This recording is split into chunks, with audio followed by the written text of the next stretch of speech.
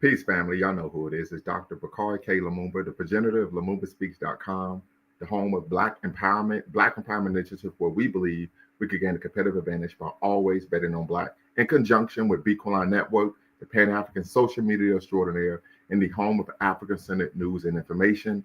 And we're back with a great show. Before we get started, make sure you hit the subscribe and the like button with us a notification bell. Also, make sure you comment and share as we're trying to break the algorithm here at Lumumba Speaks and Beak Online Network. Have a great show for you all this Sunday afternoon. Happy Pan-African Sunday. Also, family, it's rivalry week.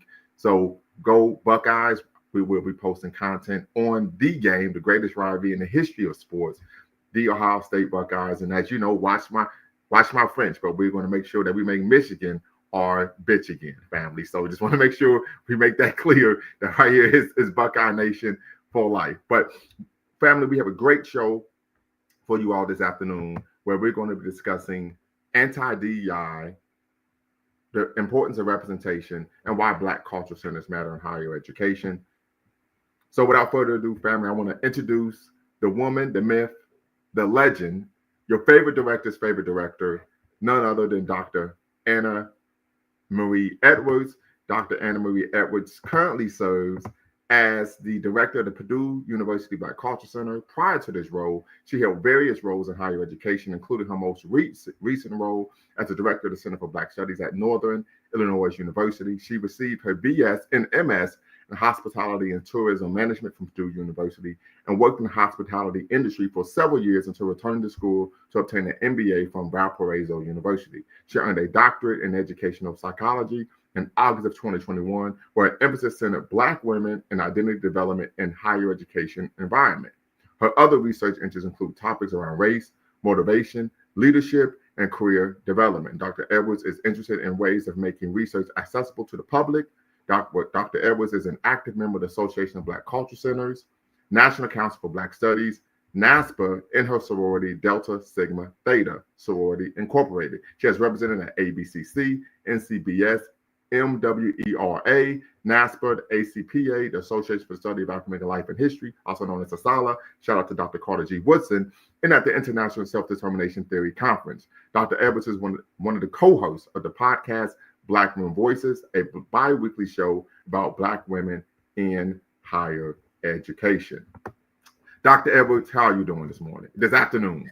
I am doing well. Let me get myself in the frame, in the shot. Absolutely. I'm doing well. How are you? Thank you for having me. No problem. Appreciate you being here. I'm doing very, very well as always. When you bet on Black, you're always doing just fine. I know that's right. Absolutely. So we're going to get right into it. Tell us a little bit about yourself outside of your bio and what led you to pursue a PhD. You know what's interesting? I used to say I'm not interested in a doctorate. I was like, I had no interest. I don't think that I really had interest outside of grad school. Okay. Outside of my undergrad degree to even pursue graduate school. I think that my curiosity got the best of me is really what happened. Okay. I originally thought that I was going to go into business and I was like fully, engrossed in that.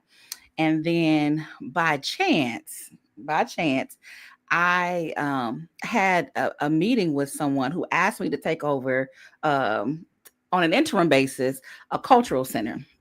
Because of the work that I had done in grad school at a different cultural center. They were like, we kind of want some similar vibes. And I was like, okay.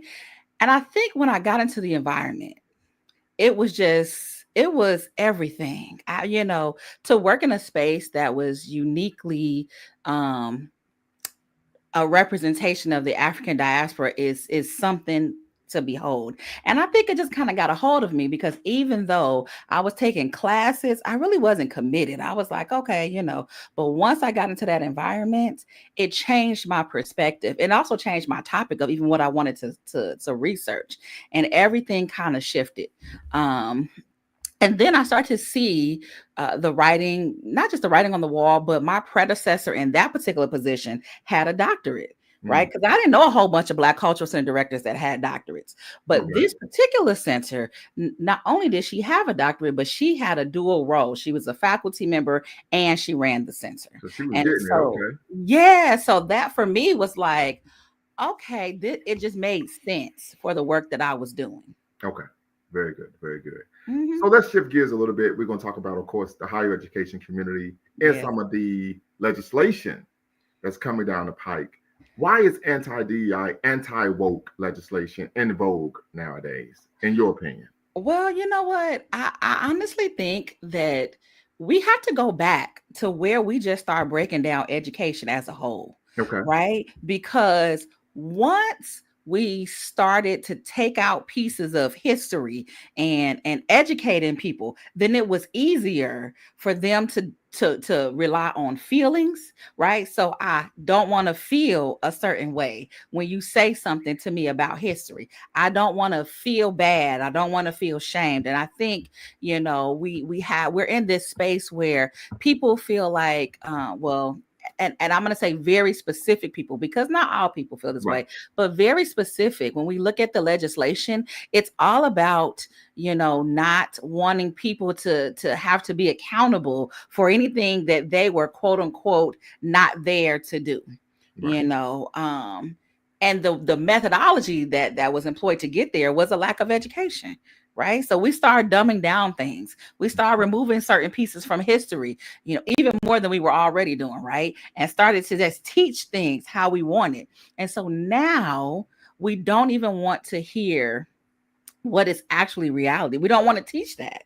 Right. And I think that a lot of this anti is coming out of that. And it centers power, right? Because I want to have power.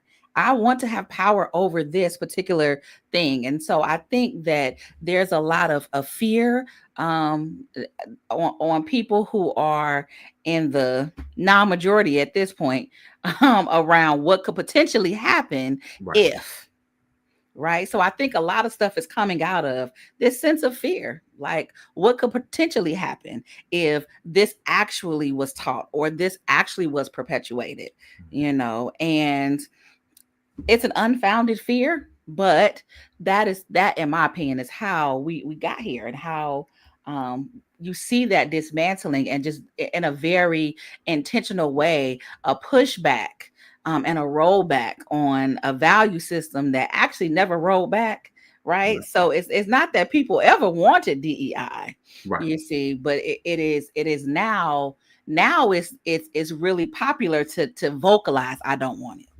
Right. Absolutely. Absolutely. So you talked a bit about fear, that there's a Mhm. fear. Yes. And I would argue that fear plays a role in the sanitization of history, Oh, right? yes. Howard Zinn talks about this in his book, The People's History of the United States of America. The history typically is taught, particularly K through 12, from a national glorification frame of reference. We can talk Mhm. about the Disneyfication of American history, right? Oh, absolutely. Um, how would that hurt the students who are seeking to study history if they receive a sanitized version of history Hmm. rather than the history of the people that actually experienced it? Well, I think concurrent with this sanitization of history, as you say, we have a real dismantling of the liberal arts area, which actually has very much, it's in alignment, right? Because now we don't want you to even study history, right? Right. When students go to study things, they're being told. So I spent some years as a career counselor, and students are actively being told, not just by their parents, but by the academic community at large, hey, go and get you a degree in something that's going to what make you some money right off end. And the danger in that is that there's a lot of I don't want to say threat, but there is a lot of dismantling of academic programs that center ethnic studies, that center history teaching, American studies, right? And so what we see is that these programs are being financially suffocated, right? Because we don't want them. We don't want history to be taught. We don't want research. And then you have to look at um, people's accepting, don't study Black things, right? Mm, Uniquely being told, students being told not to do this type of work. Well, that's a problem. That's a huge problem, because at the end, who is going to study us? right. Who is going to study us, right? And who is going to be around to tell our stories truthfully and not with all of this other stuff. And so I definitely think that when we look at, and we're saying at this point that, oh, it's about money, right? We need to save money, so we need to really think about what programs are bringing in money and what programs are not. And without really recognizing that we can look at STEM, we can look at technology as ways, but any technology without the humanities is problematic, in fact.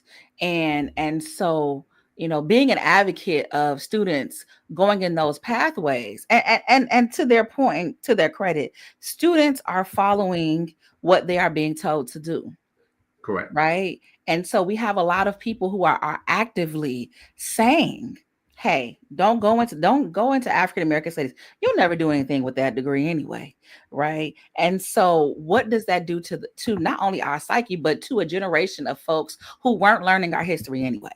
So let me ask you this. So Yeah. why do you think that takes place? Right. I Right. can speculate as to why that is the case, but I would rather have you speak to that in terms of why are Black students, Black collegians being told not Mm. to engage Black studies, Black culture, et cetera, et cetera. Listen, and I was one of those students. When I was in grad school, I have very vivid memories of my Jamaican born faculty member telling me, do not like, telling me to the point where she actually penalized me in some ways for studying, wanting to study Black people.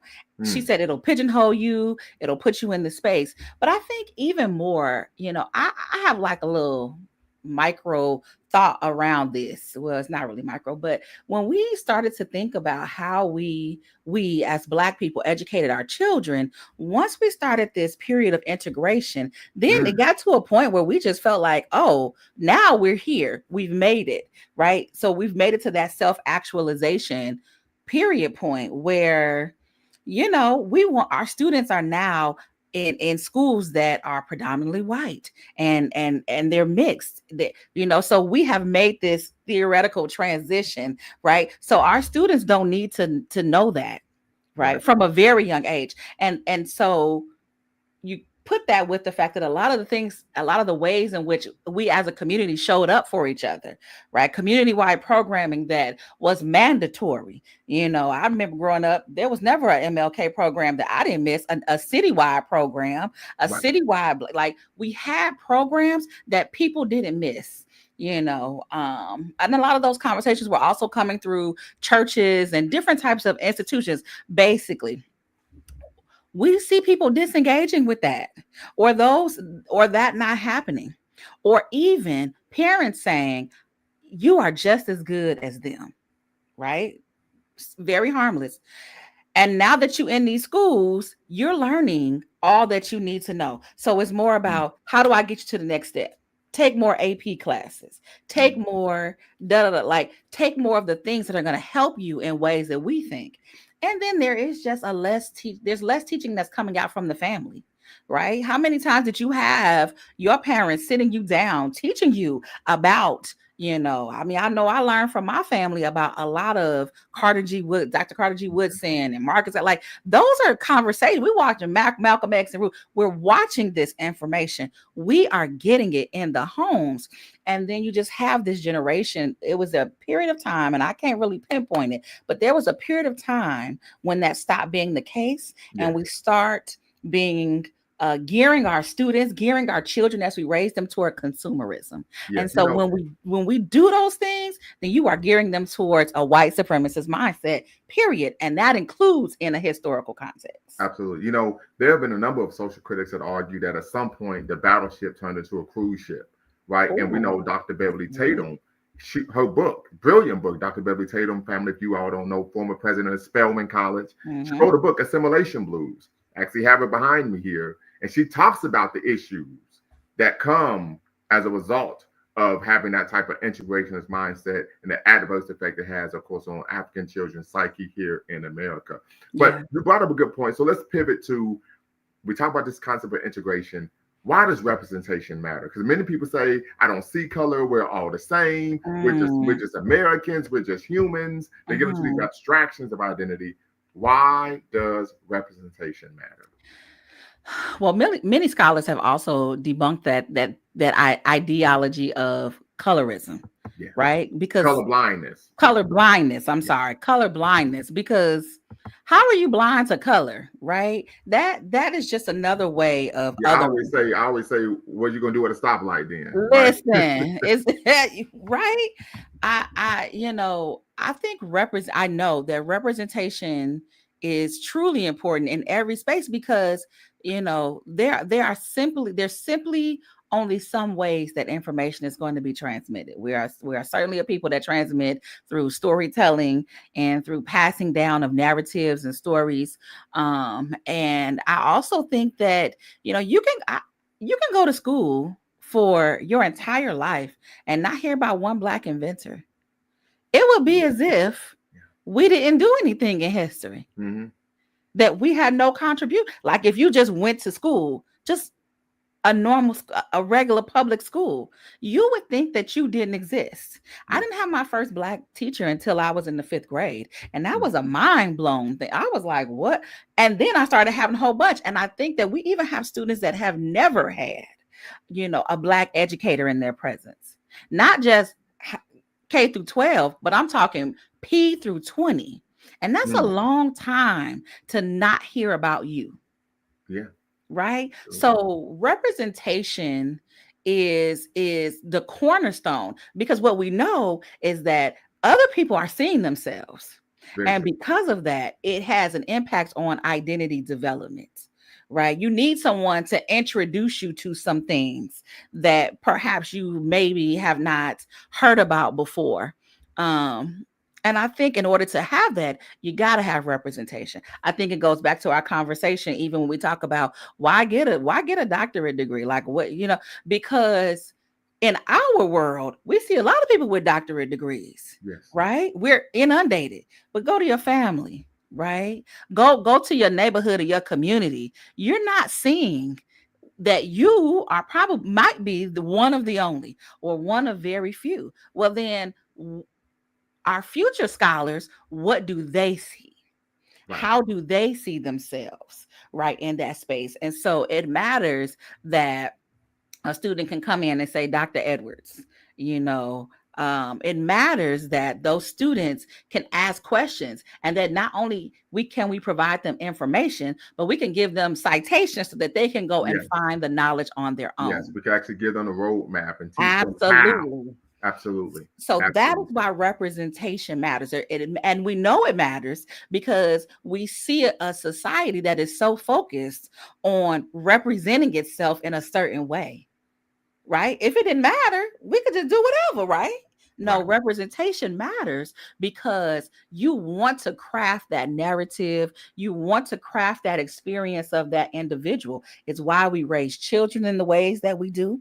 It's why we have pedagogy and how we teach things the way that we do, how we expose our children and our communities in the way that we do. It's how we show up the way that we do, because representation not only does it matter, it is critical. It is critical for not the success of us as a people, right? Because somebody gonna say, listen, did y'all used to, the show that Dr. Lumumba used to do? Like we need to. So all of these are historical markers for someone to come and the crumbs to be able to pick up and carry on forward. Representation is so important. Absolutely. Absolutely. I Hmm. would argue, yeah, if it wasn't for representation, I would have dropped out of community college. Right. Listen, And we probably would have been talking on the phone where it's recorded. That just putting that out I'm there. not. I just saying I'm that's just not. it's a reality. So let's shift gears once again. Intersectionality, you can argue, is the vanguard Black ideology in Hmm. the academy and oftentimes even in the greater Black community. Can you discuss how intersectionality, and of course, we're shouting out the brilliant work of Kimberly Crenshaw, who's once Yes. again from Ohio, Oh, OHIO, right? okay. I don't have a dog in that fight because my team was just trash We yesterday. get it. I mean, we are from Indiana. We smacked you around yesterday. I get it. Wow. So, I Don't mean, we worry get it. about it. But let's stay focused. We're gonna make major things major. Does intersectionality help or hinder your work with students that frequent the Black Culture Center? Well, you know what? Well, hey, I think that and shout out to Kimberly Crenshaw. I used her theoretical framework, her foundation, her lens in my work. Okay. I think that intersectionality has been, used and overused, co-opted, some even would say, in some spaces.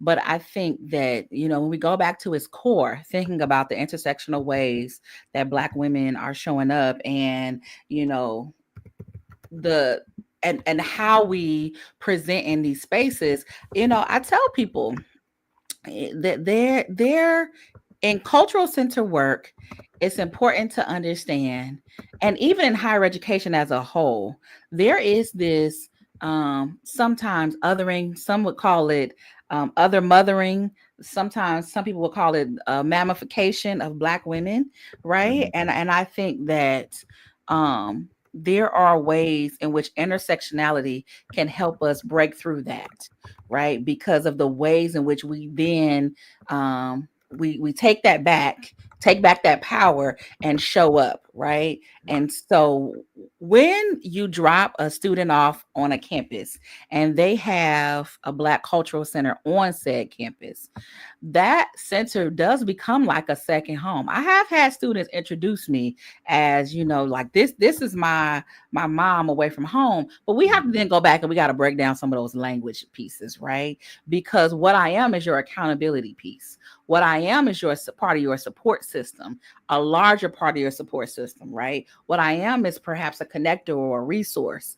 And I think my work with students is really about taking all of my experiences, right? As both being Black and woman, as a scholar, all Mhm. of these different facets of who I am, and helping them to then see themselves. One of my colleagues uses this term, and he says the work that we do centers identity affirmation.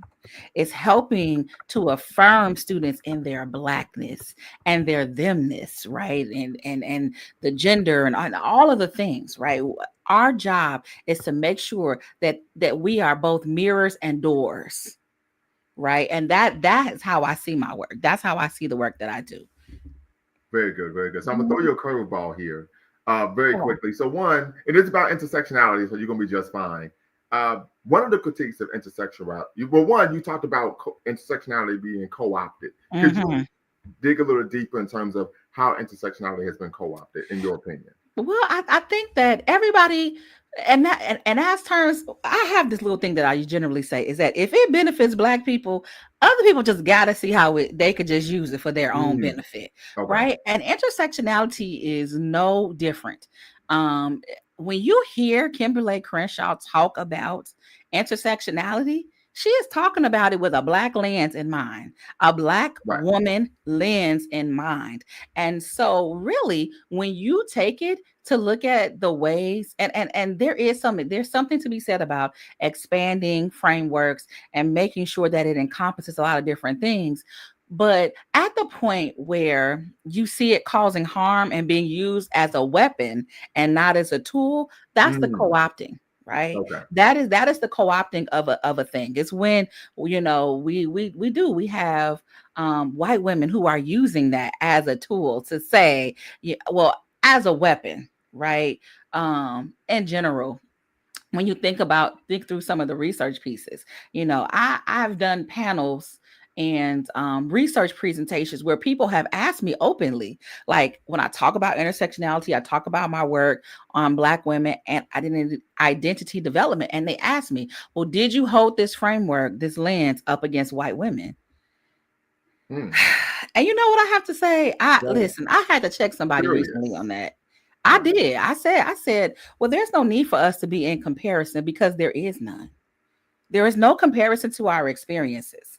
And also, that right there, this ideology that we have to be in comparison to someone in order to validate who we are and Right. our experiences Extremely is problematic. problematic. Hmm. Right now, Absolutely. did I check her in front of a room full of people? I did, because wherever you show out is where you're gonna get woe out, right? So You I say think you giving me PTSD. My mama said that. Right? You know, say you giving me PTSD. it's the Lord, how much to truth. go ahead? I It's the got you. truth, right? It's we have to help people to break down their conceptions. And this person was another woman of color, right? And so what I say is, what if you are holding on to this white supremacist value system, of course you would think that black women need to be in comparison, or black people anyway need to be in comparison. And so I do think once we start looking at intersectionality, and I think that's when you talk about the anti-woke, the anti-DEI movement, it is this attempt to co-opt words that were used to explain our situation and our experiences, and use it now to switch the narrative, right? And that in itself is problematic. Probably. Got you. And I see your comment, Dessalines. We're going to get to you when we open things up, and we'll have a respectful conversation that, of course, is intellectually provocative. Uh, some have argued that one of the critiques of intersectionality is that many argue that it leads to an oppression Olympics. What's your Mm. thoughts about that? So I think we have to go back to Well, when let me say, that it can lead, not that it does, but that it that can it can. lead to an oppression Olympics. Yeah, I think we have to go back to, again, the origins. I don't know, many people have not even read the legal brief that was Right. written, This right? is true. Because intersectionality was legal, Legal, yeah. We're talking about critical right? legal studies and then critical race studies. Yeah, absolutely. Absolutely. And I think that when we go back to the actual, like, her framework and what she was actually putting forth in the context, it made a lot of sense. You know what I'm saying? And it perfectly personifies what that defense was. Now, I think that, the conversation of oppression Olympics is always going to come in. I mean, especially in various spaces, because there is this invisible, and I would go to say not so invisible, fighting, infighting, out fighting, where we hear it and we see it a lot of times in cultural center work. Well, they got this, so why can't I have this? Right. Or and Sound like my son and daughter. well, yeah, but in a different way. Right. Right. But I think that, you know we as a people have to keep the main thing the main thing. The only way it can become an oppression Olympics is if we make it one. Okay. Full stop, Good point. right? Good point. So when we are in conversation and we hear that, then we need to be. I don't just fight for resources for Black women. I fight for resources for Black men, for Black queer people. Like, my goal is it. My thought is, and of course we've heard this before, if some of us are free, then none of us are free. Right. We have to all, right, not allow someone to come in and pick us apart Right. by saying, okay, well, what does that say about, Black women and Black men? It says absolutely nothing. It says that these experiences happen because you are both Black and woman. Mhm. Now, there are some experiences that also happen because you are both Black and man, and Right. they can be completely different experiences, and they can both, watch this, be oppressive in nature. Absolutely.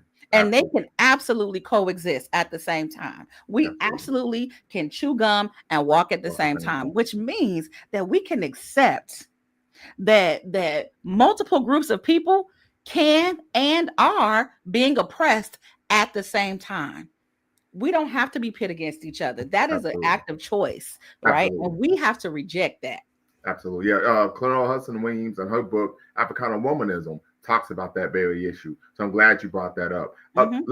Last but not least, another critique of intersectionality, particularly by Black male scholars, particularly Mhm. Dr. T. Hassan Johnson, who we had on the platform about a month and a half ago. And of course, Dr. Thomas J. Curry, who's known for writing the book Man Not. They argue that intersectionality is there's a non-exclusion or exclusion of heterosexual cisgender Black men. What do you say to that? Oh, well, I think, again, I go back. We have a problem where we need to always see ourselves in everything. And every framework, um every definition does not have to include all. Okay. And I think that this is one of those things where we can look at it for how she wrote it and how she actually expands it out. And I'm also very clear that I'm looking at how she does it, Right. right? I do Not look at other everyone else. people. Yeah. I do look at other people, but when I hear her talking about some of these very same critiques, some of these, I hear her, and I also hear that there needs to be a space to where our experiences are not seen as homogenous, Very true. Very true. because they're not. They are simply not. So I'll give you an example. I run out of my center, there is a curated leadership space for Black men, and there's a curated leadership space for Black women. Duality. Absolutely. Right? There's no way that those spaces look the same. And even more, when I go to look at how to create the space for the Black men, I sat down in a room full of Black men and I told them, listen, I can't create an experience that would affirm the identity of Black men. I can't. What I Right. can do is you all can tell me what it is I need to do, what we don't see, help to curate these experiences. Because what I find is that it's very, very different, and not in a bad way. It's just different.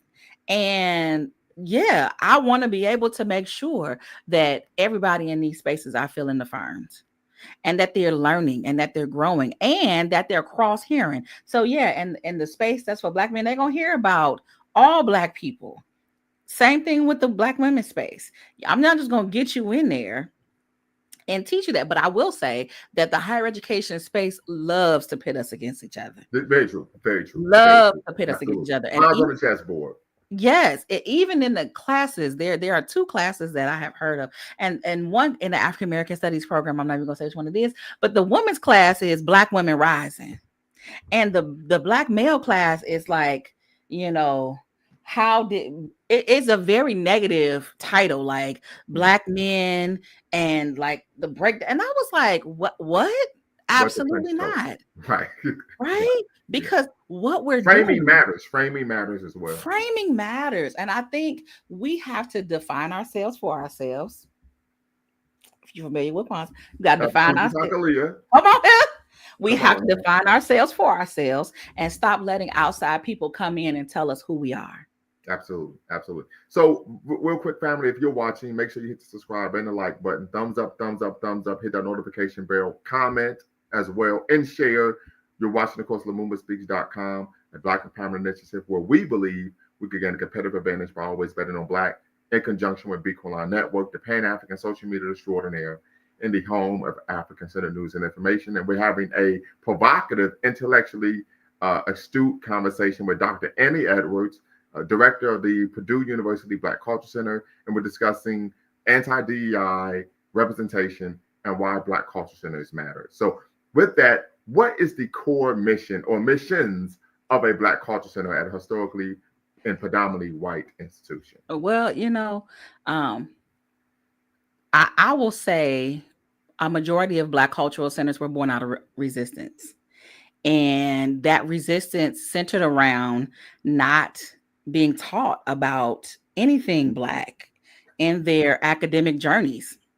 And so a lot of the missions center around education, right? It centers around the arts in some spaces. And I should say that every Black cultural center kind of has its own thing, Yes. right? Just because of how they came about. And so typically there's some historical component there. So teaching about history, learning about self. There are some artistic topics that happen there. Like my center is very much known for having performing arts ensembles, where we use history. We use the arts to teach about Black history. We take students to these places and introduce them to scholars and folks that teach them about our history from our perspective. Um, they're very much support mechanisms, right? So that a student can go 4 years in some spaces and not see another Black person Right. outside of another student, right? Or being a class. And so these spaces also offer respite, right? Offer respite, offer someone who can help you advocate for yourself and advocate for you.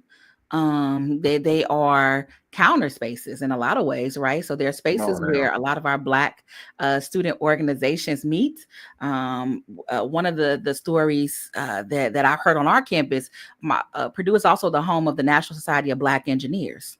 And a lot of the organizing for that organization happened at the Black Cultural Center because it was the space that they met. It was where you would go when you wanted to, perhaps maybe they might have some food there that looked like the food that you were coming and grew up on. And again, identity affirmation. Hmm. Now, all of these things kind of happen in these spaces.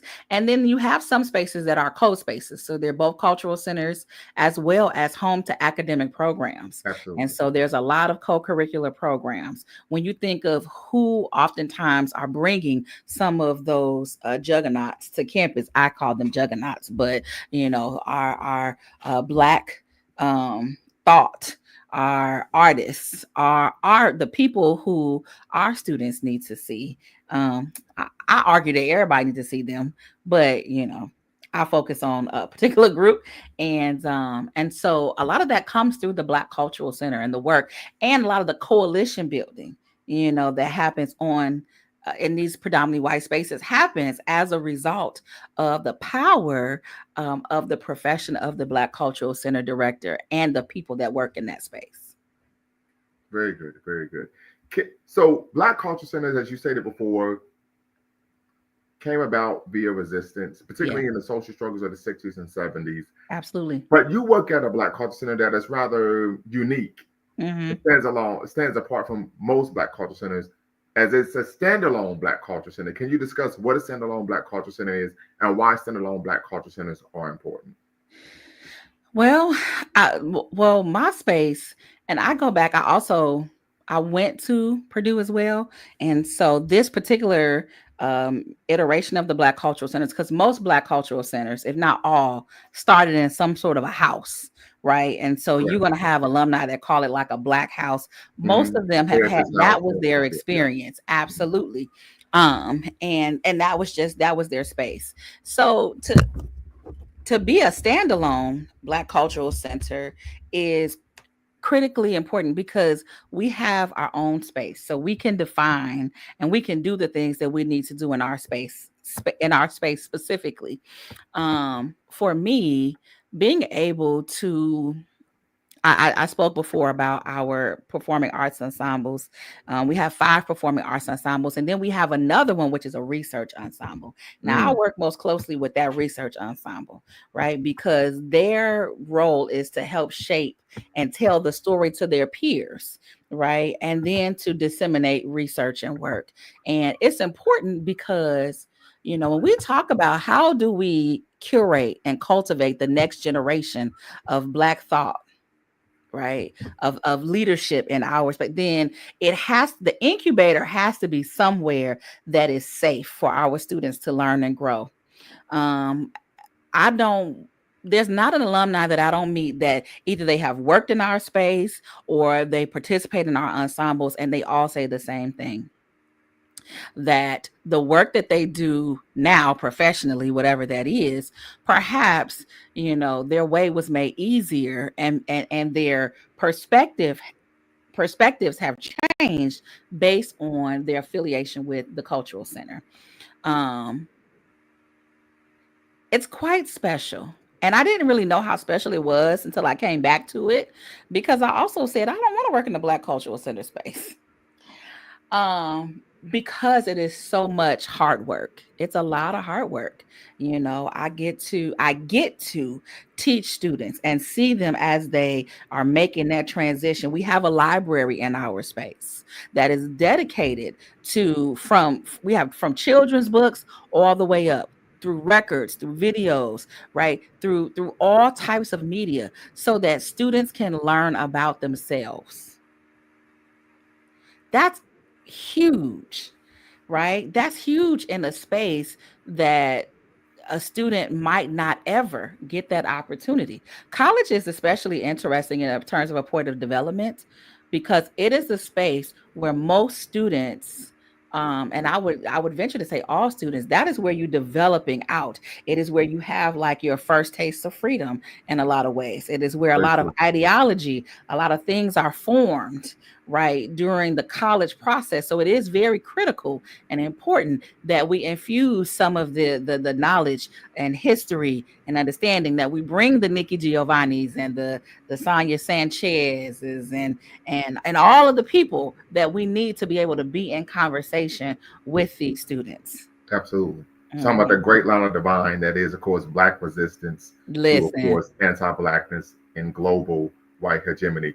Very quickly, last question, then we're going to open things up for the audience. We see we Okay, have cool. questions in the comments. Why is fundraising important? Oh, We know, fundraising. Thomas Sankara, fifth president of Burkina Faso, taught us what? Whoever feeds you imposes a will upon you. The late great Marcus Messiah Garvey, arguably the greatest Pan Africanist of the 20th century, argued that Black wealth is the, of course, incubator for Black power. Why is fundraising important in Black Culture Center work? Well, I think there's a book.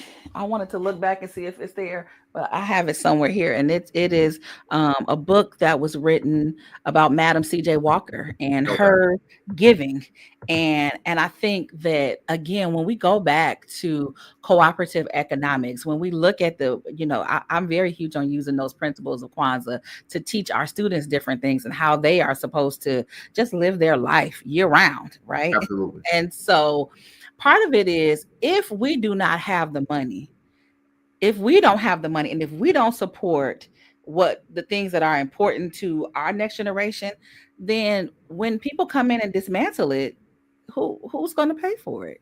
Then it's easy to take away stuff that we're not willing to support, Right, right? Without understanding that the Black experience has always been, when you look at the Great Migration, when you look at our when we were enslaved, like all of the times that Black people have had to make it, has been because our community did what it needed to do in itself. And that goes from everything from work to church to neighborhoods. It takes a village. It takes a village. It takes um everybody understanding and coming together and agreeing upon the goal. And my personal thing is that it takes people coming out of their own ego, needing mm, to have your name written on something, right, needing to have no, what we need to do is sit down and think through and talk about, hey, what is it that you're accomplishing with the work that you're doing? And if you agree on the mission, then support the mission. And so fundraising is hugely important, because if one day it comes about and someone says, you know what, we don't want to use, as we are seeing right now in this legislation. That's the crux of it, right? Is that the legislation is actively saying, we don't want to use public monies toward these type of spaces to support student success and development and growth, right? Well, we wouldn't need that if our stuff was endowed. absolutely. People building buildings on these college campuses, and they're raising the money. Now, our building is also unique in that the ways in which the university did not pay for my Black Cultural Center to be built. My Black Cultural Center was built because people gave money, because we wrote grants, because things like the money that came to build what we have came out of the hands of other Black folks. Absolutely. Right, and Um, so I think that's important. Go ahead. Very good, very good. So, family, what we're gonna do, I'm gonna put the link in the chat. So tap in, be part of the conversation. We're gonna, of course, go over the ground rules here at Lumumba Speaks to People on Network before we start the conversation. If you have any questions for Dr. Anna Edwards, first off, I want to give her a virtual round of applause for, of course, going through the gauntlet, asking the questions, answering the questions that, of course, I asked. But the link, of course, family, is in the description. The link's in the chat. You can tap in and be part of the conversation. I saw that Brother Bawana has some questions as well. But once again, we want to make sure we go over the crux of how we do things here. So as you know, family, diversity of thought is welcome, irrespective if you're on the left, you're on the right, or you're right down the middle. You can be part of the conversation here. No racial epithets, no epithets of any kind. This is a space of Black empowerment. We believe in the 3 N's of Black power, which are self-respect, self-defense, and of course self-determination. We want to respect ourselves as African people, so we do not allow evidence of any kind on the platform. Facts over feelings, as you all know. If you disagree with Dr. Edwards or even myself or someone else on the platform, you want to attack the argument and not the person.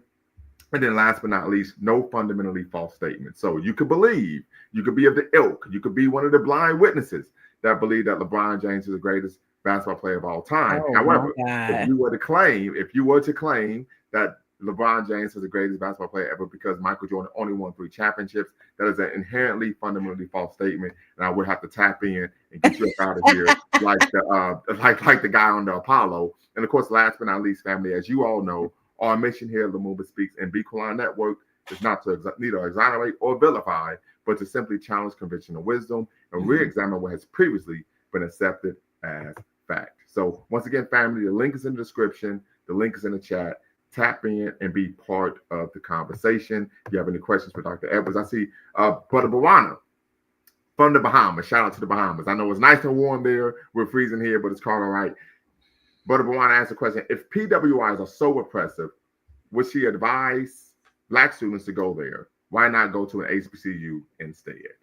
And I think that's a fair question, and it's a question that I get rather often about how to gear students, and I think we also have to look at the cost of education, right?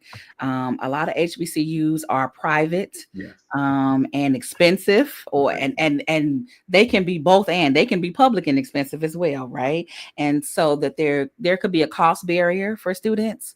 There can also just be a parental barrier, right? Because oftentimes the choice for colleges for Black students particularly is a family decision, and it's not necessarily an individual one.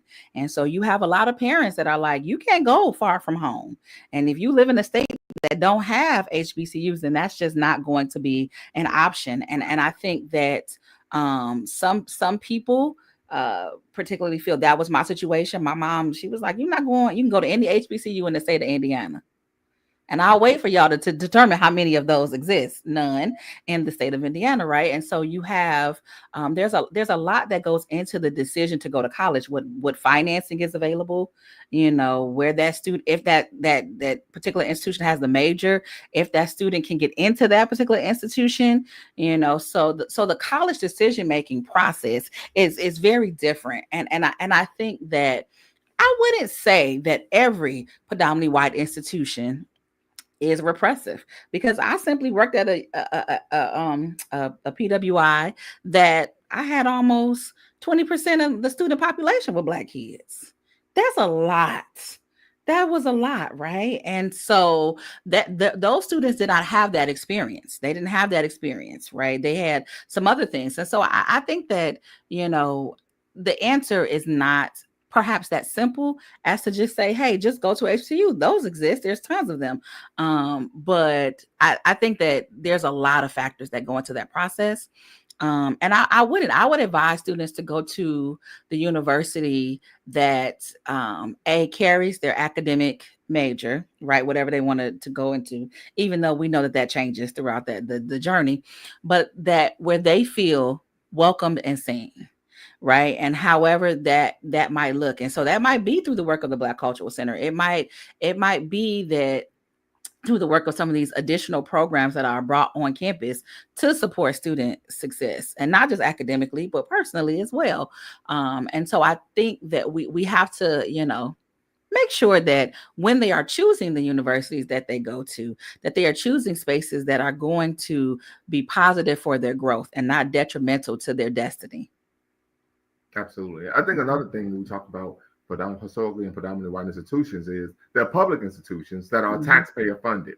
Correct. Right. So, you go to a public institution where your parents have been paying taxes their entire life, career, or you go to a private institution. So it's something to consider as well. I know numerous individuals who went to, of course, HBCUs. Now, some were private, of course, some were public, and they had to leave and come back home to go to a community college or the regional institution because they were simply so expensive. So something to consider. And of course, nowadays, the majority of students, Black students, attend PWIs rather than HBCUs. So just something to be cognizant of as well. But Mr. Sandman asked a question, due to artificial, no, that's not the question. No.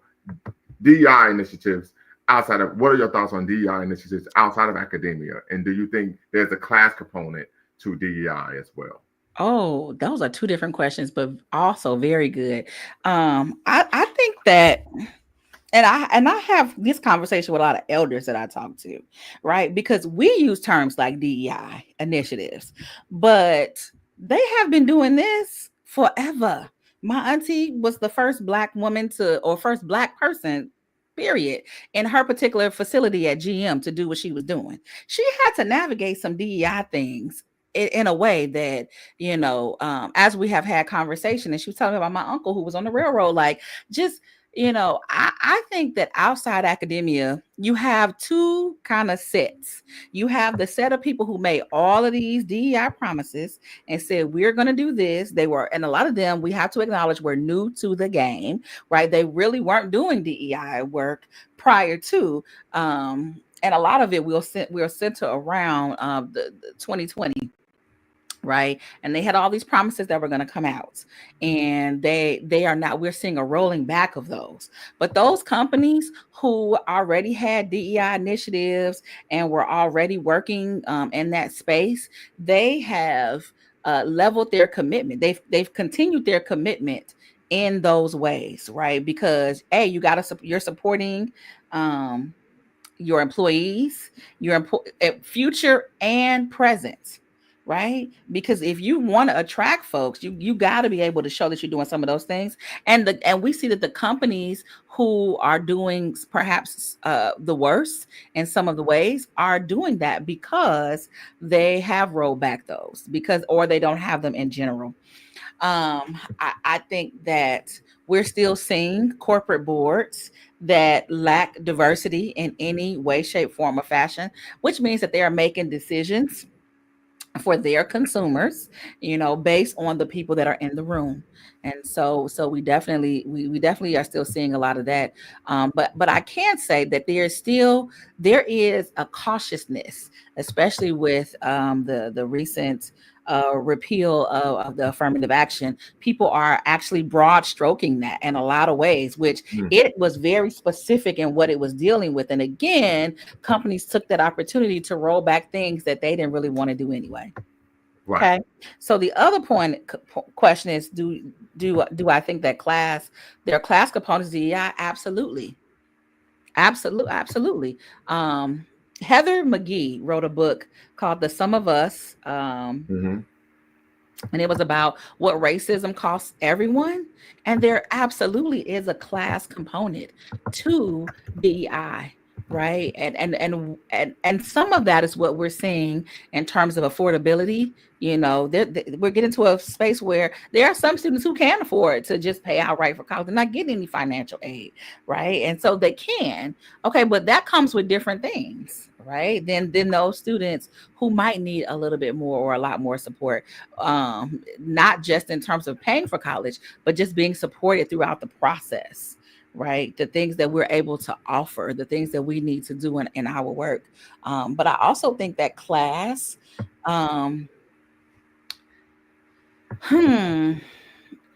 we have come as a Black community, we have come from a space where we had community that was multi-class, right? Because we were all sitting in this kind of melting pot and our camaraderie around being Black. But I do think that there has been some dismantling, some othering purposefully to, in some ways, incentivize Blacks who are from an upper class to assume identities that are not helpful to the Black community overall. I'll say it like that, because I'm making decisions, but those decisions are benefiting me very differently than they're benefiting others. Correct. If that makes sense. So, Absolutely. yeah, I want to hear what you think about that, though. Do you think that DEI has a class to it? Drink some water. I do. I think that when we talk about social cultural capital, I think that's a class component, right? Yeah. There's a good movie. I think what's the name of that movie? In Time, starring Justin Timberlake, and it really touched on the social culture aspects of class, right? And you know that the film, when they were in the poor part of a city, was the name of that city was Dayton. So maybe they was taking shots. They was taking Awesome. shots at the 937, but yeah. But listen, family, the link is in the description. Tap in, be part of the conversation. If you have any questions for Dr. Edwards, once again, you're watching LumumbaSpeaks.com, Black Empowerment Initiative, where we believe we can gain a competitive advantage by always betting on Black, and of course, the Equaline Network, the Pan African social media extraordinaire, and the home of African Center News and Information. Make sure you like, share, subscribe, and comment. We want to break the algorithm, but we're having this conversation with Dr. Annie Edwards, the director of the standalone Black Cultural Center at Purdue University, and we're discussing, of course, anti-DEI, why Black Cultural Centers matter, and a number of other issues related to, of course, Black student success and development in higher education.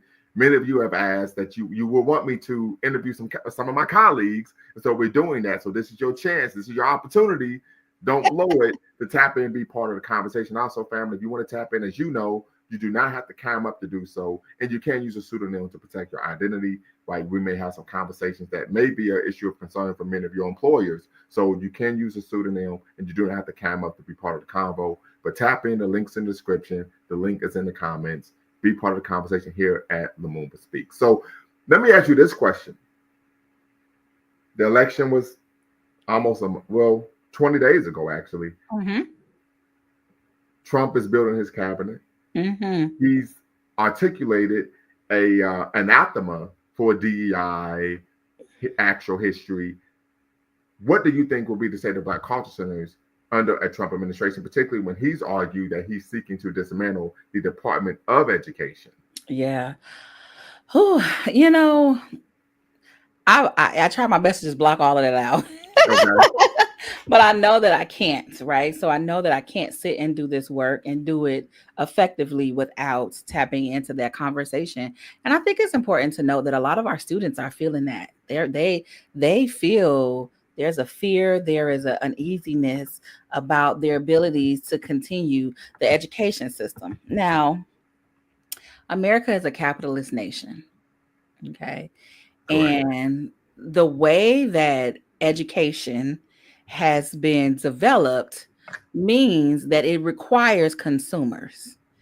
And without consumers, a major market that, watch this, is not just going to impact our students here, but it's going to impact globally, right? Because we bring more international students in, and they're coming into these spaces across the nation than we are exporting out, I Correct. should say.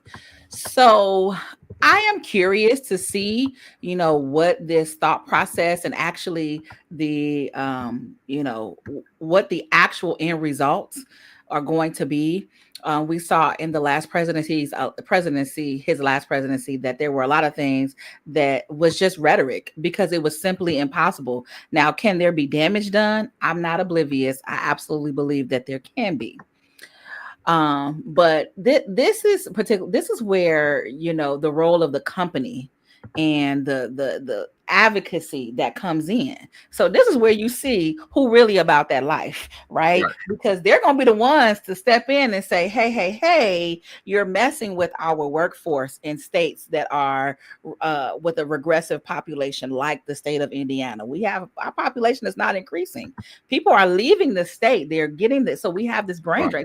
So And they're leaving to go to Ohio, but that's a whole nother conversation. they are Go right not ahead. leaving to go to Go right ahead. Ohio. That is not proven anywhere. But we got more Ohio students at Purdue. But that's okay. We can talk about that later. But I think what's happening is that we first need to see what is the agenda, and then we can determine, okay, so what are we going to be able to do? Because I mean, in a lot of states you have like that, it's been a state issue, right? More so than a federal issue.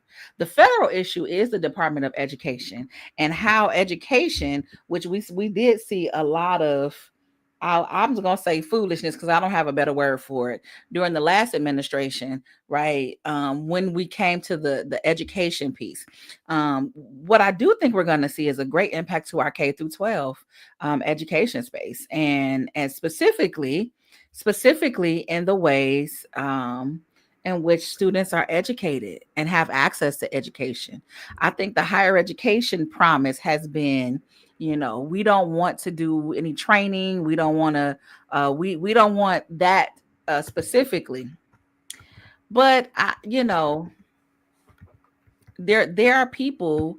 I don't want to say I'm hopeful. What I want to say is I'm cautiously optimistic that the people who are giving, which we've already seen people who have stepped forward and said, I'm gonna give to this space, I'm gonna give to this space, because they're trying to financially protect, going back to the question about why is it important to give to these spaces, because financially protecting these spaces is critical. Absolutely. So that you know that will help protect a lot of the shock that has happened. And so I think because we're seen as a resource on college campuses, that unless that changes, that we are in a better position, I think, than what we actually think we are.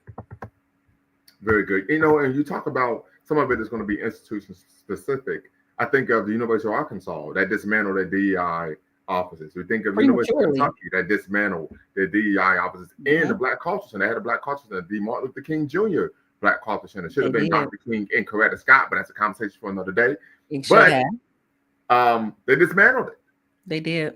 Right. So did Vanderbilt. Vanderbilt is private, so they didn't even have to dismantle it. They just went on ahead. Vanderbilt. They didn't dismantle their cultural center. Their cultural center is intact, but they dismantled a lot of the other DEI initiatives. Right. I think that we are going to actually go back to a place where the oversight changed, because Black cultural centers, like mine is 55. A lot of Black cultural centers are about in their 50s.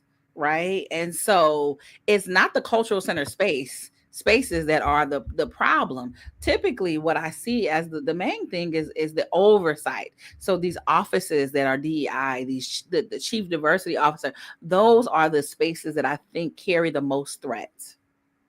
Got you. Once again, family, you're watching Lumumba Speaks and of course Bequalon Network.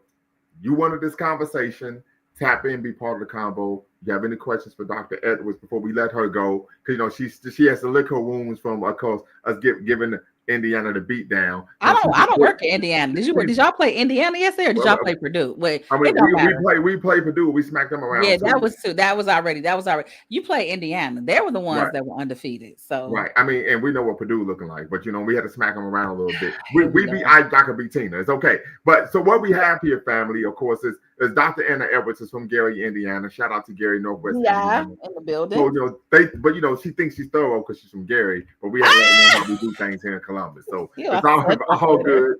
You know what I mean? It's all good. We always bet on Black here. Happy Pan-African Sunday. But once again, family, the link is in the description. The link is in the chat. This is your opportunity to ask questions from someone who has been in the industry, someone who is a director in the industry, and is one of the, you can argue, experts and actual practitioners of Black student success and identity development. This is the opportunity to ask the questions, tap in, be part of the convo. Don't be intimidated. Right? Don't be intimidated. We know we got two doctors on the show, but we're brothers and sisters in the struggle, just like everyone else. So tap in and be part of the conversation here at Lumumba Speaks and Bequalon Network. Once again, you do not have to cam up, as you know, and you do not, keyword, you do not have to use your actual name. You can use a pseudonym to protect your identity. Make that plain. With that being said, you talked about the initiatives and the programs you have that, of course, affirm Black men's identities and Black women's identities. In your work, particularly at NIU, at the Center for Black Studies, and of course at Purdue with the Black Culture, have you seen any issues in which, unfortunately, brothers and sisters in those spaces were developing some acrimonious relationships? In terms of competing with each other, against each other, rather than cooperating with each other? I would not say that I have seen that. What I more so have seen is how we have divvied up resources was interesting to me. There's a very strong, again, I think sometimes institutions, sometimes is unintentionally, sometimes it is, might put that kind of progress. And so, and here's how it happens. It happens when, okay, so you may look at the graduation rates and say, you know what, Black men are not graduating. And so let's create and let's throw resources toward helping them graduate. That's Correct. excellent, right? Okay, but then you have these other groups that perhaps they are graduating, but that's not their issue. You're not looking for that issue. You're not looking for their issue, but are and so I always say, okay, so all these groups they might be graduating, but what is their mental health about? Like what about the other things? It's not just about graduation. It's about the person that you are leaving this institution to be. And so in that way, um, and I will just throw Black queer people in there too, right? Who in a lot of ways don't feel have not felt safe in some of these spaces because they've just been so heavy to cisgender folks, and so well, heavily leaning toward cisgender folks. And so, how do we create a space that welcomes all, that supports all in the ways that we can? Now, I'm also a person that's like, listen, I can't do everything for everybody, right? So, my goal is, so for example, one of the things that we did at NIU is that we had a sister summit. Like we had a workshop period of time where we brought in folks to like really speak to that experience and to be able to be in community and have the conversations that we needed to have, right? Much in the way that our Black men were doing some of those conversations in their own spaces, and so I don't see the the pitting them them being against each other. What I see is like if you walk in my building, they all be sitting in the lobby just chilling, talking, and they are engaging. And I think that that's another great thing about a cultural center, that they are engaging in these conversations. They're having discourse in spaces where they might not be having discourse. They might not be having these conversations. Um, I think it actually backfires when people want to like have conversations that bring together the sexes and like let's talk about it. That is not productive. Mm. Period. That's not productive, Well, right? Because you're gonna literally put people on defense. right. And I think the other issue is we know that's really not part of our cultural personality as African Correct. people. The men, they raise and rear and square away the men. The women do the same for the women. So that is something that we talk about from a cultural frame of reference would be incongruent. I see Terry Nee has stated corporations are burdened by DEI. Government should stay out of the business of business. Interesting comment. Tap in, be part of the conversation. Once again, you do not have to cam up. You can use a pseudonym. And we want to hear, just unpack that. Why are you saying that? I would push back. I would argue that concept of government, a lack of government oversight is why discrimination tends to be rampant, right? This is why people tend to we find people working in unsafe and unhealthy work environments because of lack of governmental oversight, in which employers are then able to do whatever they want, however they want, against whoever they want, typically who are non-white. So I would disagree with that. But once again, you can tap in and be part of the conversation, and we can unpack why you're making that comment.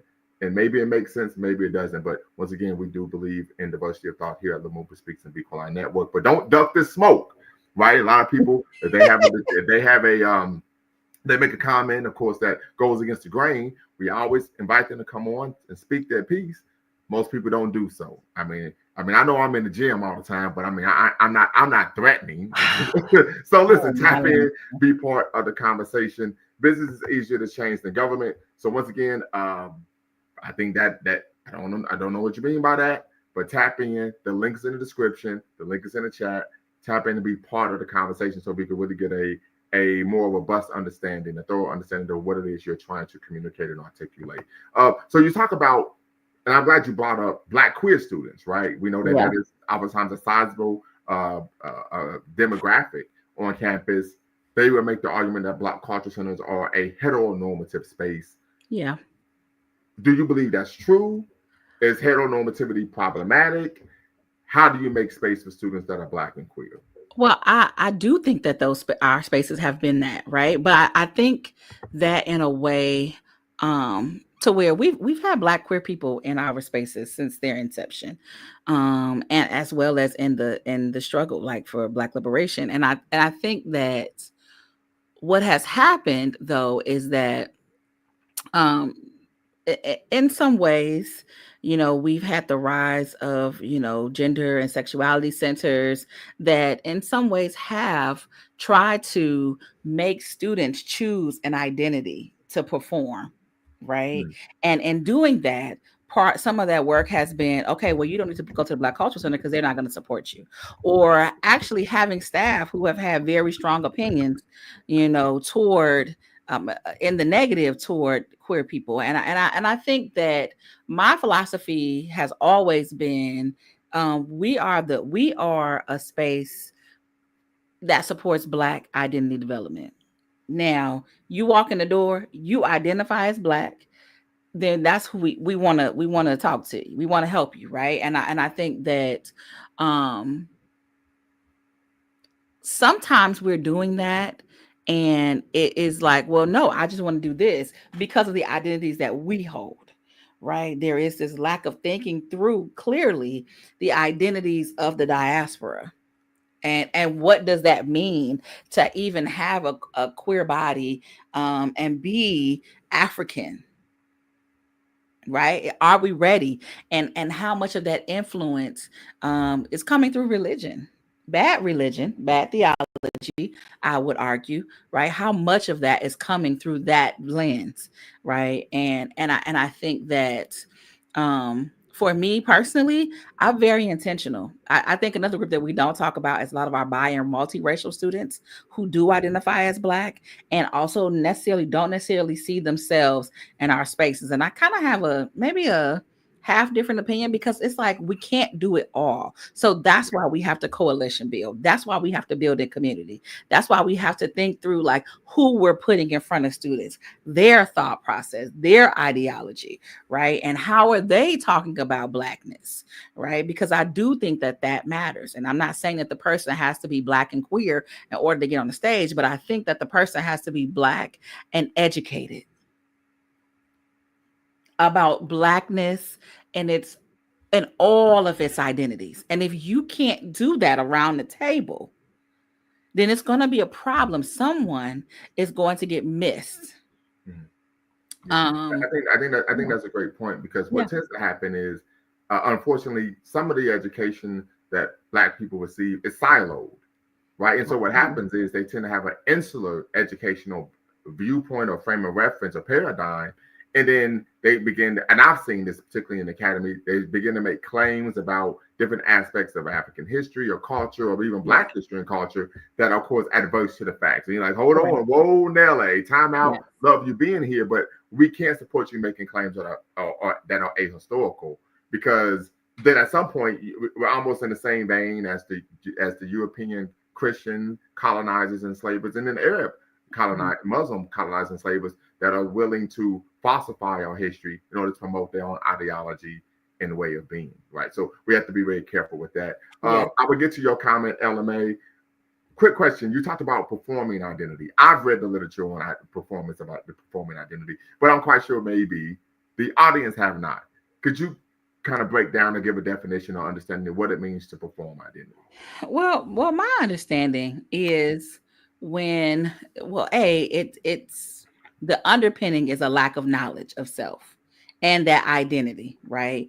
And it is where um people put forth a lot of stuff that is based in part on stereotypes and what they think that you should present what it is to be, Black, or what it is to be queer, or whatever the case. It is performing, it is putting on a show for others, Right. right? For outside.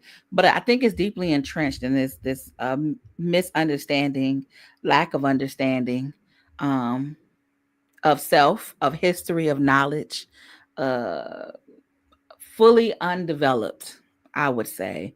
And I think that it is particularly harmful to Black people because we don't oftentimes get multiple chances to be who we need to be. And for us, not that we need to be exceptional, we are exceptional, right? Right. But not but in the ways in which other people then take and then they co-op our stuff. They co-op who we are. They love our presence, as I like to say, but not our presence. So they like our being in the space, but not the gifts, right? They there is something. There are certain areas and fields where people are talking about and performing Black culture without real understanding of that culture. Right. Um, yeah, I just I see it in a lot of different ways, and I see it. For example, I'm in a Greek letter organization, but one of the things that I notice is that a lot of the multicultural Greek organizations are starting to take a lot of the traditions like the stepping and the strolling, which actually doesn't even belong to Black Greeks. It's actually African centered in So nature. let me ask this question. I don't Yeah, mean to cut you off, but yeah. so you're saying that non Black Greek organizations, they don't do, historically they didn't do stepping and strolling. No, and as a matter I, of fact, I didn't know that. I didn't know that. not only did they not do stepping, I have had some orgs tell me like, and we don't do it. We did not do it to pay homage to Black organizations because we knew that that was y'all's thing. But now it's like there is a free for all. But I attribute it to a lack of understanding. When you don't know the purpose of a thing, then abuse is inevitable. Mm. So let me ask you this, and we're Yeah. kind of dovetailing here, but you brought up some good stuff. So because I didn't join a Greek organization. What are your thoughts on non-Black people joining Black Greek organizations? Listen, it happens. It's happened. Of course, I have not. There's not Black people in my organization, but I tell. Listen, are you down for the mission? Are you down for this cause right here? Right? Because one of the most famous, we have a white woman. She was on a freedom rider. Like she was like, I'm gonna do this. And my thing is, I can't tell you, and I can't tell your chapter, all those things. That is a decision, you know. But if you come over here, then you're going to believe what we're going to believe. This is not a space that you're going to co-op and change, which I think has been the very experience. It's not that you have non-Black members who are coming in to change the atmosphere. They actually are down for whatever the cause is, because that is that is an expectation that we're not here for you to change us. Right. Very good. Right. LMA, I see your question. How about you tap in and ask the question question. yourself? LMA, acclimate, LMA. Tap in, be part of the conversation. You could speak directly to Dr. Edwards regarding, of course, That's your a good question, though. Yeah. Yeah. So I'm asking, I didn't join a Greek organization for a number of reasons that we don't have to get into. We can talk about that offline. Yeah, we can talk about that offline. But what I do know is historically what we tend to find when non-Black people join Black organizations, it tends to change the temperature and complexion of the organization. Malcolm X talked about this after he left the Nation of Islam, went on his Hajj. Assata Shakur, even Nelson Mandela discussed this. Dr. King talked about how this is problematic. Stokely Carmichael, also known as Kwame Ture. So there have been a number of black activists we know in that great line of divine that has advocated for African redemption at home and abroad, that sees this as, of course, inherently problematic and unbecoming, and the fact that it actually stunts, of course, African agency and self-determination. Brother LMA that still dribbles down the VA, what's the word? Hey, what's going on? Greetings, Dr. Edwards. Can you guys hear me okay? We hear you just fine. Okay, yeah, well, great conversation, man. You caught me, man. I was kind of busy, so I had to sneak away. Okay, I'm in my car right now to have this conversation. Just make sure you run me that money you owe me, and we're gonna be good. Right? I cannot. Oh no, don't. I guess my question in the chat was, obviously with the impending doom. I mean, President Trump coming in. He made a lot of overtures to dismantling the Department of Education, privatizing school, voucher program. I told Lumumba this before, that I'm a product of the right. I was how can I put it? I was on my Larry Elders back in the day, and I promoted the idea of school choice. And that's back in the day, but even now I kind of see it now where they're pushing this idea of school choice, and yes, obviously there's some racial overtones to that. But do you think that there's any type of way that we could, in a sense, benefit from it, if it's going to be actually done equitably? Where, I guess the whole idea was to uh, attach the money to the child, and so that way, if a quote unquote bad school, the parent can disassociate from that bad school and send their child to the school that they want. Do you think this could be an opportunity for, let's say, educators who are fed up with the Black Afrocentric educators who are in the system, who who have their own criticism of the system themselves? Could this be an opportunity for them to branch off, start their own education, and grab some of that money? Is that a possibility? I Or in your field, have you seen anything that could give you the idea of the feasibility or infeasibility of that idea? Well, I think anything's feasible. And I have seen, brothers and sisters go out and start schools. Schools are very hard to start and to maintain because of the finances of what it takes to do that. Um, Ask Dr. Omar. mm, I You just see, he's see what I'm shots fired, right? saying? I mean, but go ahead. What I will say is this: we don't hear about school choice in white neighborhoods. You know why Okay. we don't hear about that? Because they invest in their public education system. They show up to the school board meetings. They run for the school board offices because there is a protection that happens in those spaces. The school choice is send your kids to Catholic school, send your kids to Christian school, which then, of course, is a class thing. The Right. only place that we talk about school choice are in Black and brown neighborhoods. So why? And so we have to also be careful that there is an intentional effort to dismantle public education systems, particularly strong ones, because we have a lot of Black communities that have very strong. I'm from one, Gary. We had a very strong public education system that's when we brought in this school choice, which really didn't happen in other places in the state. You have to ask the question, why in this area is school choice so important, but not in this area? Because there is just an understanding that some areas are not going to allow school choice to really persist like that. Their high schools, their K through 12 education is going to be prioritized. Now, do I think that Black people could start schools? Absolutely. I actually think they also can sustain them, but it will take support. And it's going to take support outside of the Department of Education, because again, we probably should not just rely, especially private schools. We should not just rely on money coming from an entity that has proven itself to make decisions that are not in our best interest. Come on now.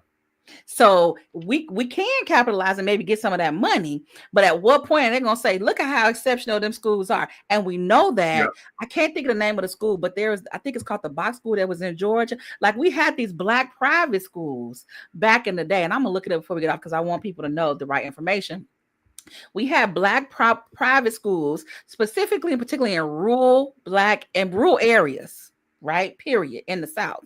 And those schools were turning out exceptional Black children, but they perished for lack of financial support. Yeah. So unless we as a people are then going to put our money where our mouth is, our institutions are going to always suffer the most because we need the money. And oftentimes we are not getting that. We're not getting that. So we have some choices. We have some things that we need to do.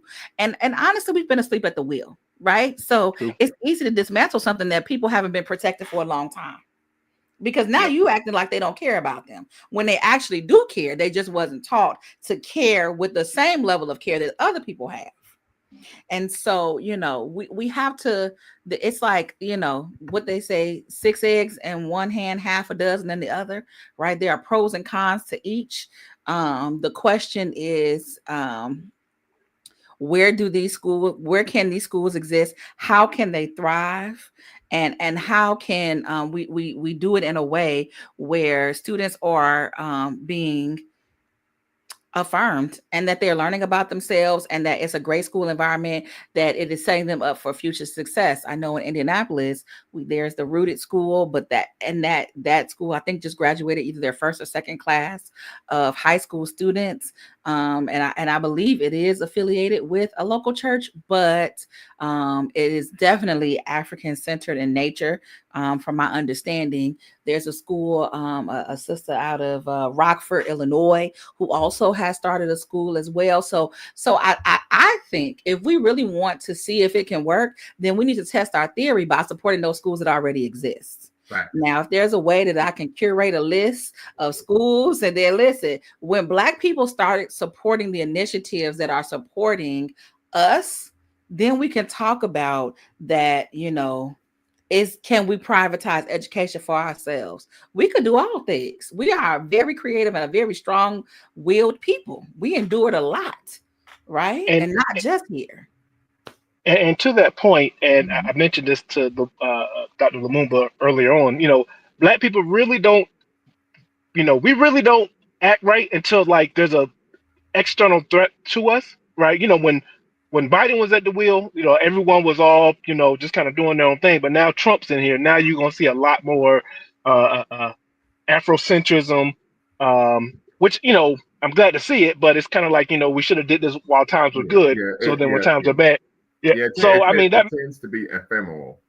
And right, Dr. Amos Wilson talked about that in his massive treatise, Blueprint for Black Power, that unfortunately Black people tend to be nationalistic when there are external threats, and we tend to have a very integrationist mindset when things seem to be going well for us. So that lack of consistency, he argues, in terms of our political ideology, is an issue that he believes inhibits true freedom and power for Black people, particularly not only in America but globally as well. yeah, and like I said, this could be the time where that nationalist comes along, and I think that I hate to use the phrase, never let a good catastrophe go to waste. I mean, like I said, this could be the Trump could be the glue, in a sense that kind of keeps Black people together. I don't want to think of it that way, but I mean, we just seen how a lot of Black people act. Like when times are good, they just often doing whatever. And then all of a sudden, things, Trump gets in office. Now everyone whips out their kufi hat, their Black Panther beret, and they're ready to get to work. And I'm just thinking Now, that this might be the time for us to really, well, people, like I said, to really, this could be the black bull market in a sense, mhm. because now everyone sees the threat. They see how dangerous this could be, and this could be something that we can build. Um, I had another question, and I don't know if you're gonna be able to answer this, and this is something back to the question about when we talk about wokeism. Yeah. Um, and I am in no ways a philosopher. I've never studied philosophy. I just kind of, just YouTube researcher like everyone else. But I wanted to know if there, in your opinion, Dr. Edwards, is there any link between the pejorative term wokeism and postmodernism? I kind of came across this term. Oh. Mhm. So, so when I think about like woke, when we think about woke, black folk, we think about, we've been saying this term forever, and we said that it was co-opted, right? And we can think of the term as co-opted from the right, but like we was people will say now that woke was co-opted by the right by I forgot the guy's name. Was it Christopher Rufo and all this other stuff? Say they kind of use it for everything from you know DEI to trans stuff to whatever, right? But could it be the case that woke was first co-opted by postmodernism, the postmodernist folks, and then the right wing saw this kind of woke through the lens of postmodernism, and then they began to attack that. Is that a decent? I just kind of this kind of idea popped into my head a couple of months back, and I just kind of looked at postmodernism, and I'm like, okay, this kind of would make sense, but I'm not a philosopher. I don't study this stuff, Mm. but I was just wondering if this would be anywhere on and there's any meat to this on this bone, I guess.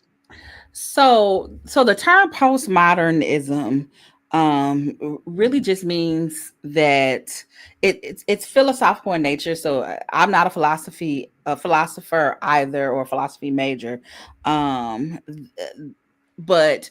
when we think of postmodernism in terms of like the research area, it is this thought that we can't really think about the previous ways of depicting the world. So in some ways, we might be able to connect it to an anti-wokeness, but let's go back to what the word woke was for us. For Yeah. Black people, woke Hmm. was that we needed to not, essentially it was just what it meant. We're not supposed to be falling asleep at the wheel. We need to be Right. vigilant. Right. We need to be Yeah. looking each way all the time.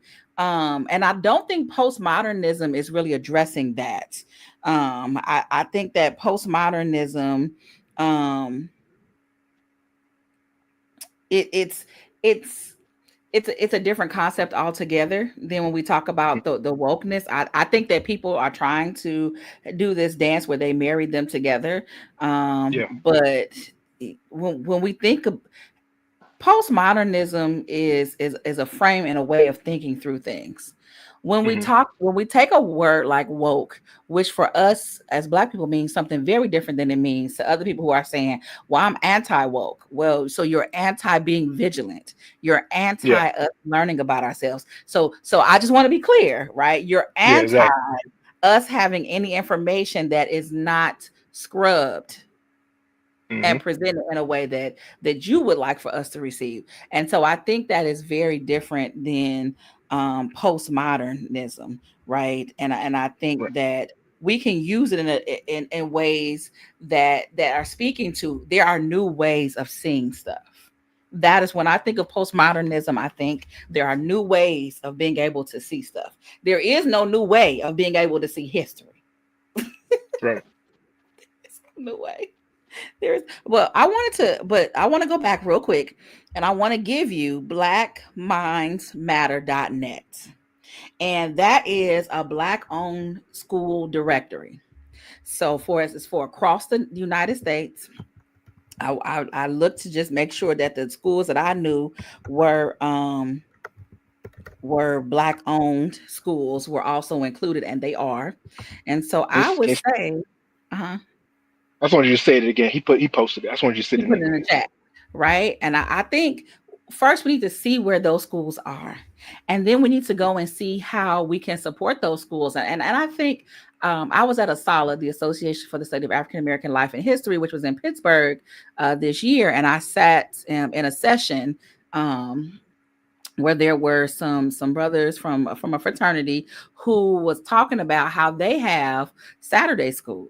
Like they have decided that they were going to do a Saturday school where they would be teaching young men about all these different concepts, everything, from history to I can't think vocational things to even like weaponry. Like they were being taught different things. I think we do have to also think about how are we using the concept of freedom schools, right? Where we as a community, our teachers who are in our communities are able to teach our kids things. As a counter experience to what they are is already happening in their lives, if that makes sense. That makes sense. You said those are called freedom schools. Yeah, so the concept of freedom Okay. schools now, Okay. they've come a far way from where they were, Okay. I'm right? gonna check that out. Yeah. Because freedom schools were specifically used to teach post slavery to bring um, Black children into reading, and they were run by other Black folks, right? Absolutely. But now the concept is that you do have, like, I know at our university there is a faculty member, she Black sister, Black woman, who runs a freedom school on campus during the summer times for students, and so that these schools, um, the concept is to be able to teach some of those things that we are not getting um, Mm. in regular instruction. Absolutely. So I'm glad you now, brought up the concept of freedom schools. Just Mhm. very quickly, LMA. And once again, family, if you're watching, tap in, be part of the conversation. We won't bite, I promise, right? But tap in, be part of the conversation. Once again, you do not have to use You do not have to climb up and you can't use a pseudonym. We talk about freedom schools, and one of the core components of freedom schools was the belief that literacy was equated or connected to what? First class citizenship. So Yes. in our community, we believe that being literate made you a first class citizen, not a Come consumer. on. Right? We know Dr. Amos Wilson, one of his critiques of the mainstream civil rights movement was that it became a consumers' rights movement, right? Mm-hmm. But at the time, right, education in the African community was of the utmost importance, and there was connection between literacy and, of course, first-class citizenship. Matter of fact, I have a book on this particular issue, and I cited it in my dissertation. Have it right here: Young, Gifted, and Black Promoting High Achievement Among African American Students.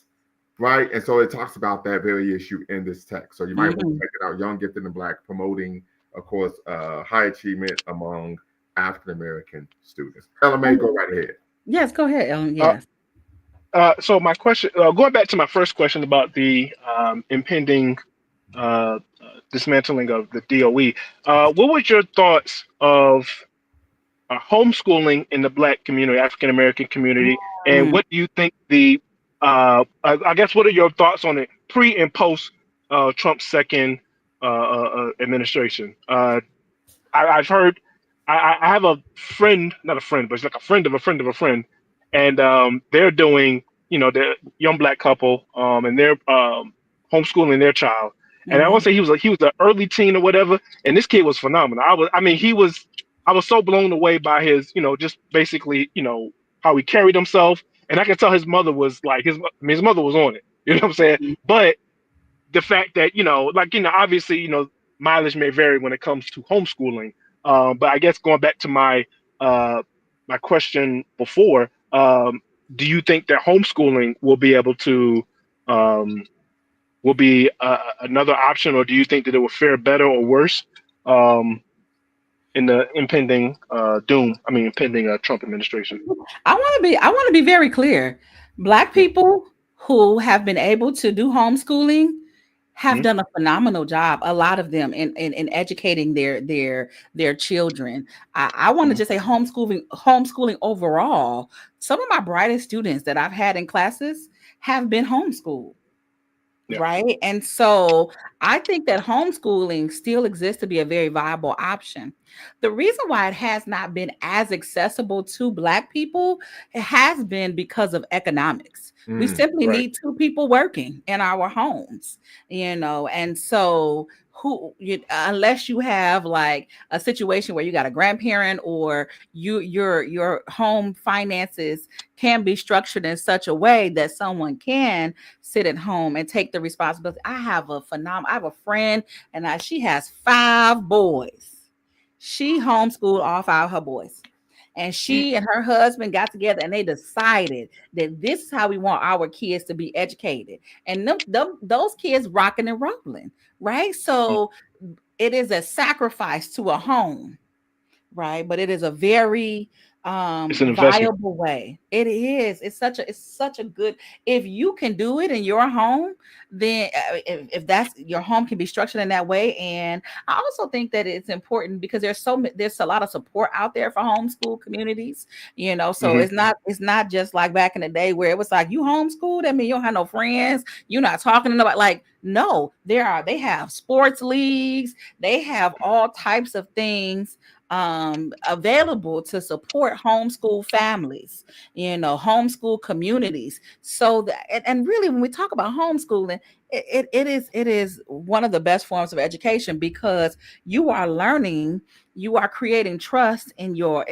family structure. You are learning, and it's always best when that person, whoever is the person that's leading the charge, is actually, you don't have to actually be a teacher, I would say, but what you do have to have is a teacher orientation and ability and willingness to learn how to teach and what does that look like. And so, no, some homeschool folks, some of the most brightest, because they are some of the most what's the word I'm looking for? They don't have all the muckety muck of Hmm. what happens sometimes in public education spaces, Yeah. That's true. and with public education teaching. They don't have that scrub down thing. Their parents can go and say, "Hey, you go read this book." right? And gone are the days when we talk about literacy. That's just a whole nother struggle in our community, right? Where we Come on, have man. students that don't even want to read. Well, and I'm Yeah. glad you brought that up, and then we're going to pass the ball to you, brother LMA. Pass the ball, Kobe, Dr. Edwards. Pass the ball, right now. Yep. Because and I've talked about this. Many of you are aware. I've discussed ad nauseum my children on my platform, and I argue that one of the reasons why literacy tends to be an issue with our young men and women is because teaching a child to read is not labor intensive; it's time intensive. It is. And unfortunately, a lot of parents they would rather be doing something else Yeah. than sitting with their children and helping them learn how to read. I did it with my children, and I remember the first book my son read probably was a Dr. Seuss book, and at first he had to. It took him maybe 5 minutes to read one paragraph, Mm-hmm. right? And 10 minutes to read one page. And before you know it, he was able to master those sight words and make it all the way through the book. And when he did, I act like he won the damn NBA championship. Did wonders for his self-esteem, did the same with my daughter. But the issue is most people, unfortunately, nowadays, and we can be honest, we can have an honest critique of our community. Many in our community, not all, but many would rather be doing something else. There's love and hip hop on, there's a basketball game, so on and so forth. You know, in Dayton, I was part of the West Dayton Youth Task Force where we had a Juma Mosi Shule, a Saturday school. We said, hey, brother, we got this going on. One of the brothers said, well, what about football? We said, what we think this is more important than football. Mm-hmm. Never saw the brother again. But as LMA stated, this brother would walk around in Black Panther paraphernalia every day. But when it came to actually doing the work, they were nowhere to be found. Yes. And that's where we're being left behind as a community too. So when you look at Cuba, who's one of the most literate places in the world, right? A lot of other places are more literate than us. And our students are falling behind because they are not being taught to read. I have my niece. My niece was reading out of kindergarten, but because her kindergarten teacher said, you don't come out of my kindergarten class not reading. Mm-hmm. She made a commitment to do that. Well, not everybody is doing that. Yeah. You know? I can recall, with my parents, I had a library card when I was 5. Absolutely. Literally. And I remember being in school. And so when you were that young, you're like, okay, the weekend we get a break. And my dad said, no, every weekend you're going to go up to the library and get a set of books. Right. And you're going to come home. And I will call sitting on the floor, crisscross applesauce, reading books on the weekend. And this is how I learned about Marcus Garvey when I was 5 years old. But we also had Pizza Hut. Hi, Dad, if you're watching. Right?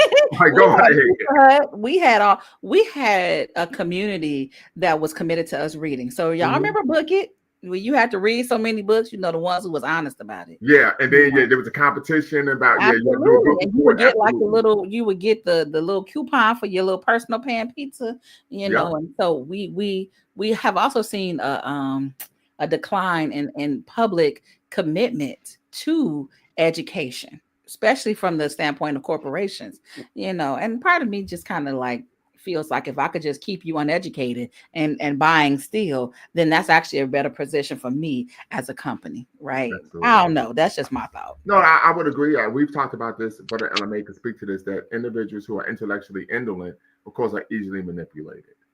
Mm-hmm. And we know that historically in this society and even contemporarily, we're manipulated to work against our own best interests. So that is, of course, something to consider.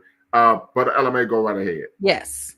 Dr. Edwards, me and Dr. Lumumba talked about this earlier in a previous program. So for your for the cultural centers and Afrocentric centers at I guess you could at your particular school, Purdue, what is the concentration of Black athletes that frequent your center? That's such a great question. I think Dr. Lumumba know where I'm going with this. Yeah. I talked about this in my dissertation. We don't. Innocent plug once again, right?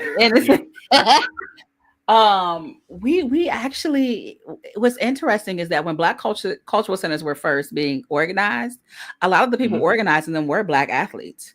Because they would use their power, right? They were the ones helping and leading the protests and, putting a lot of stuff on the line in order to help get these institutions started. Now, what we see now is a decline in their ability to even really be able to come out as I would like to say, among some of the general population. And I don't think that that's unique to my institution. I think that that's all institutions, Yeah. whether your institution is Research One or whatever, that doesn't matter, right? The athletes are specifically being centered and catered to in a different way. And I use the word catered to because if I feed you over here, you can watch video games and watch movies and do everything. If you can do everything over here, there's really no need for you to, necessarily interact over there. Now, some of the spaces where I've seen it, I have a very good relationship. Matter of fact, the person who is our senior woman administrator also went to the school here and was a part and worked in the cultural center space that I work in.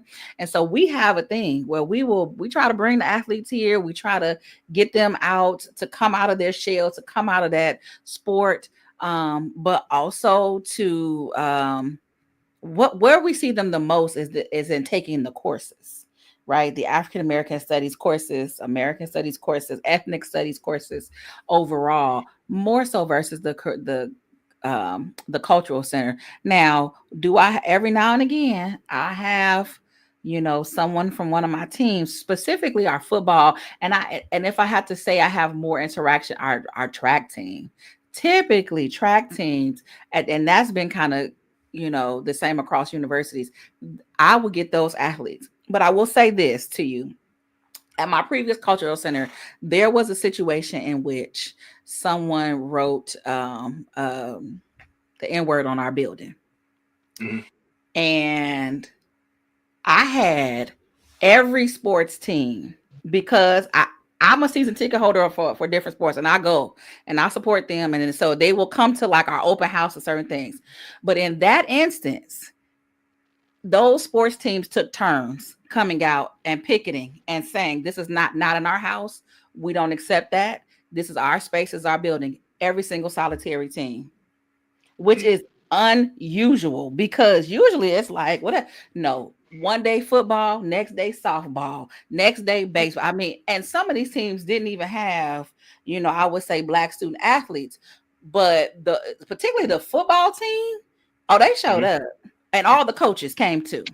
Right. So it was a reckoning of community in those spaces, which doesn't always happen. And real quick, when you talk about the way many Black students athletes are catered to, that's a great point. Dr. William C. Well, not doctor, but William C. Roden, former New York Times columnist, wrote the book $40 Million Slaves: The Rise, Fall, and Redemption of the African American Athlete. He talks about the conveyor belt system in not only collegiate athletics, but even high school athletics, feeder systems, AAU, etc., where their goal is to cultivate a concept, a sense of what he calls racial know-nothingness.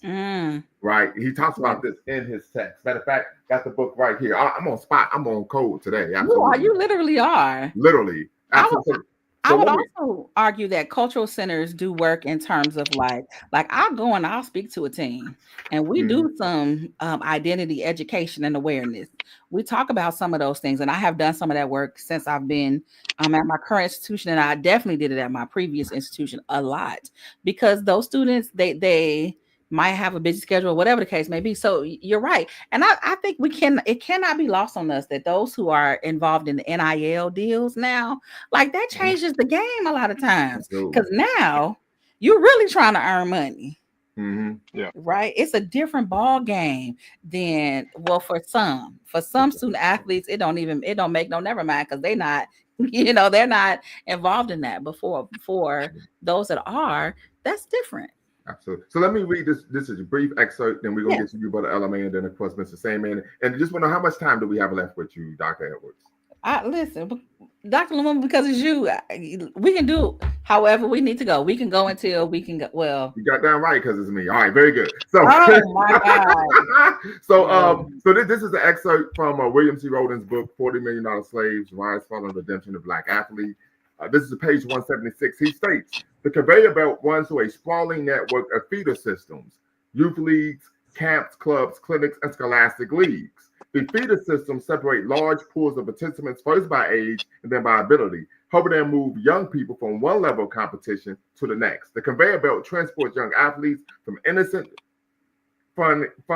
innocent fun and games to clubs and specialized leagues where they find increasingly rigorous competition and better training and coaching, and finally to colleges and the pros. The well-trained athletes, paying fans watch every weekend represent the finished product. So he argues that yes, here we go. The belt is also designed to dull any racial consciousness and eliminate communal instincts. Instead, the belt cultivates a culture of racial know-nothingism. Indeed, the act of processing athletes along the conveyor belt involves a significant and often subtle element of deprogramming potential troublemakers. Black athletes who might be tempted to think of themselves or their situations in racial terms and who might want to use their prominence in the service of something other than enriching the institution. And at university, such troublemakers might include athletes who want to use their visibility to call attention to the need for more black head coaches or faculty on campus, or athletes interested in initiating or joining in causes that might embarrass the institution. On the conveyor belt, young athletes quickly learn the easy passage through a white controlled system is contingent upon not rocking the boat, not being a troublemaker, and making those in positions of power feel comfortable with the athlete's blackness. And that's page 176 through 178. Yeah. $40 million slaves, the rise, fall, and redemption of the black athlete by retired New York Times columnist William C. Roden. LMA, and then Mr. Sandman, go right ahead. Yeah, and to that point, and like I said, Dr. Lumumba and I talked about this earlier in a previous broadcast, where it was just like, with these suite of anti-DEI, basically not anti-DEI, just anti-blackness, being, finding its way into the administration and now going to trickle down through the colleges. I was thinking to myself that the only group of people who would really be able to defend just black education in these institutions would be the student athlete. The athlete is the one, like if all of the black athletes, especially the ones in the football team and the basketball team, they have a really big program. If they all said, we're not playing another game until you get rid of these until you quit this nonsense.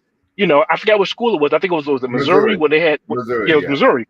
And the football team, they just, they shut down, they got the president fired. They said, you got to go. I mean, when, because like I said, they bring in so much money. And I was thinking about, and I was, just opining that, yes, they're our only hope, but like Dr. Lumumba said in the passage, they have been, they've been through that conveyor system, so they have a racial know nothingness. So they're not going, they may not necessarily, what's the word I'm looking for? They may not have the appropriate response when this occurs, and they may not realize that even though they're not the target, they have been, this affront is against them too, even though they may not notice it. It may not be them personally, but this is an affront to them too. And I was hoping that, at least, like there'll be some athletes who are, in these cultural centers that can at least have some kind of deprogramming. And then that will be, like I said, there will be something in them that will trigger. Obviously we saw what happened with Kaepernick. I think what Kaepernick's idea was great, but I think it was a wrong place to do it. Like I said, I think something like that would be more preferred in the colleges, because like I said, the colleges, I think it will be more of a, you see what I'm saying? I think it will be more bite, more meat on that bone if they do it in the colleges, because I think that the college, they could put more pressure on these colleges than they could on the NFL.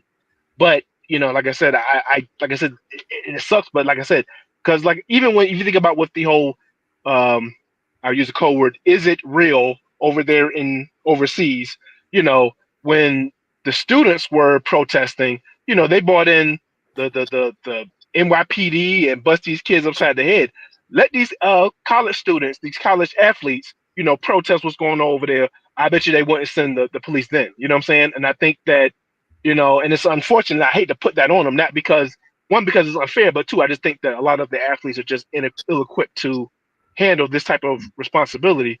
But I think that making sure that, black athletes have a home away from home inside these cultural centers, I think is so important. And I think I'm gonna land my plane there. Snapshot reviews. I see you stated Obama would tell them to shut up and dribble, so you can tap in, be part of the conversation. Brother Sandman, from South Jersey by way of the Illidale to 215 was really good. Hey, what's really good, Dr. Lumumba and Dr. Edwards? A happy Pan African Sunday. Absolutely. Yeah, Absolutely. and it's interesting. Oh, thank you. And it's interesting that we went down the athletic path because I think I was actually a college athlete. I played Division I college football, FCS in Connecticut, and I Okay. think I have a Well, real quick, what position did you play? Well, here we go. Oh, I played defensive line, defensive end, and I also played middle linebacker. Okay, cool. Yeah. I mean, So he wouldn't have caught me. He wouldn't have stopped me. He would have saw the back of my jersey when I scored a touchdown. But that's neither here nor there. Go right ahead, Mr. well, Sandman. you would have had to start first. I would have caught you before you Man, almost I got went that a four stride three over. nine. I went a 4.39, but I went a 4.39. Let's get it. Oh well, you're not messing around in them trenches then. If you got the I'm four not messing around threes, with those trenches. You're absolutely right. yeah, you stay out there and where it's safe now. Yeah, but when we my experience as a collegiate athlete was the way that the system. And of course, I played college football way before the NL system got integrated into Right. college football. And my experience was playing collegiate sports is like having a second job, you know. And what I noticed when I was playing college football was I would have all of my classes. No, Mhm. first I would get up in the morning. I would have to go work out with the football team. Then I would go to my classes. Then after my classes were done, then I had another football practice, Mm. and then I had time to go study at the end of the day, depending on how long our classes landed. And this was, I mean, depending on how long our practice was, and this was all year round, the whole entire school year, when we're not in uh, even when we're not in the season. So it's an all year thing, and if you want to compete at a high level collegiately, you got to treat it like it's a business. So looking at it from the perspective of these athletes that's playing at these PWIs, the students themselves, I don't think they have the time to really digest everything that's going on.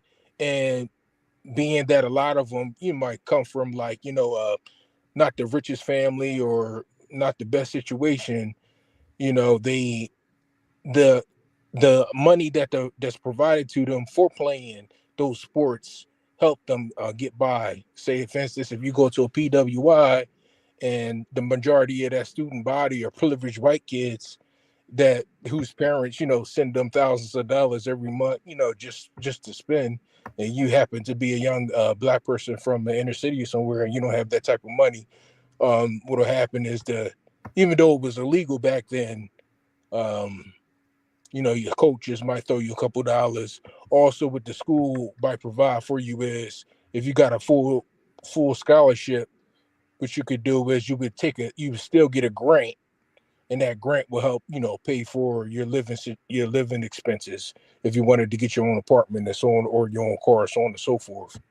But now that we got the NIL deals, now kids can make even more money, and they don't have to go behind and do it the wrong way by taking money in by sponsors and endorsements when they're not supposed to, and getting in trouble for that.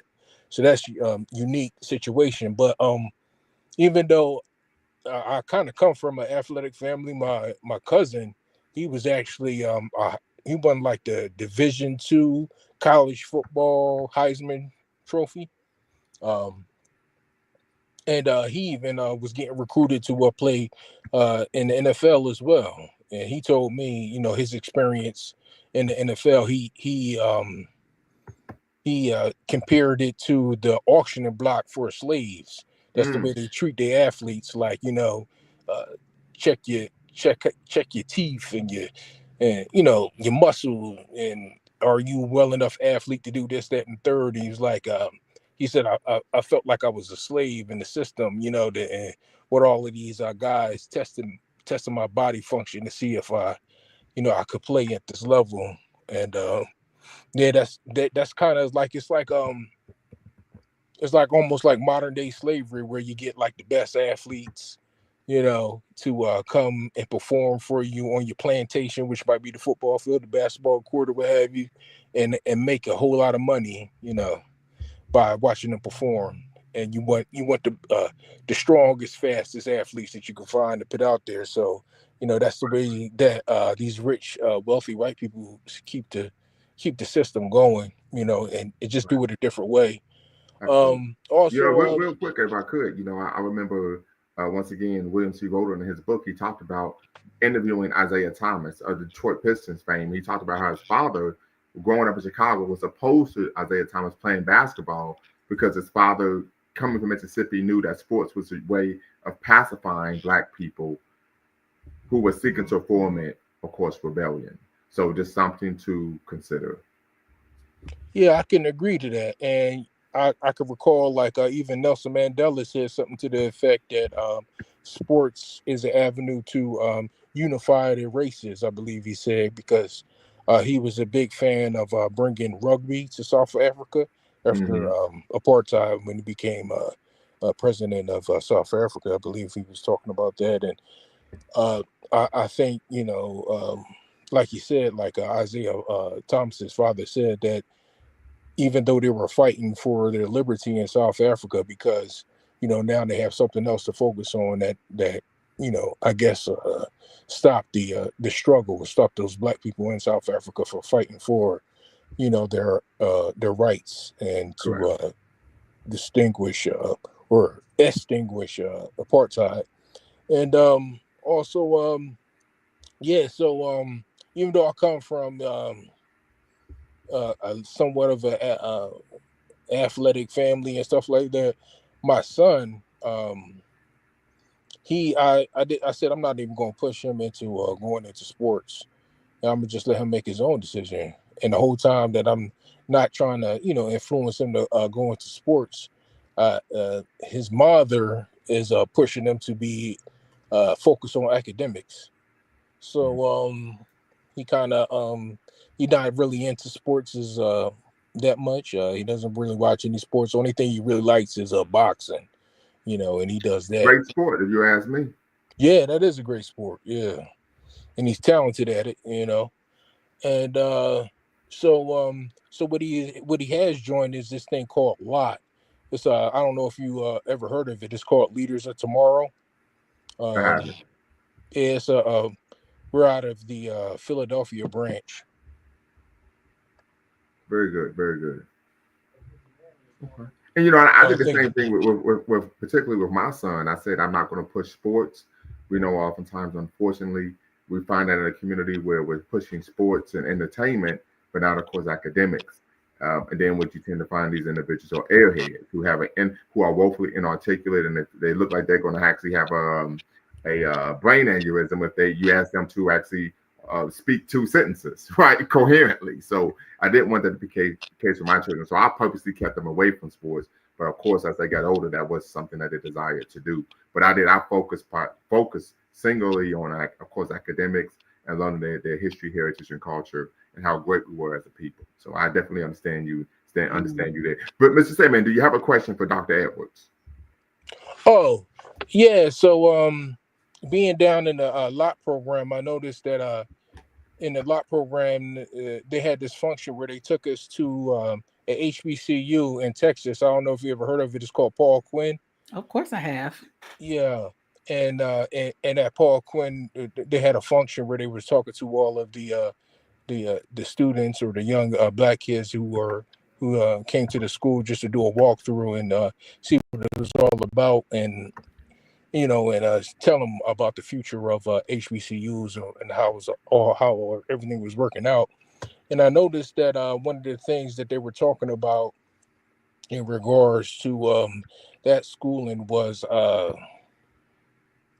they were talking about this thing called artificial intelligence really making a big difference on the way that uh,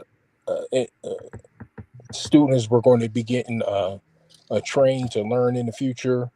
I was wondering, like, how is that going to work out in regards to, because that you can go to Chat GPT or one of these um, artificial intelligence websites, and say if there were a student in your classroom, they could just have, the computer write them a whole entire essay on a particular person. How do you guys get around that? And also, what ways are you would be teaching the youth or Black people, these young people that go to these HBCUs, to utilize what they learn in those schools and make it something that they can monetize, or be a function of their future when they become adults?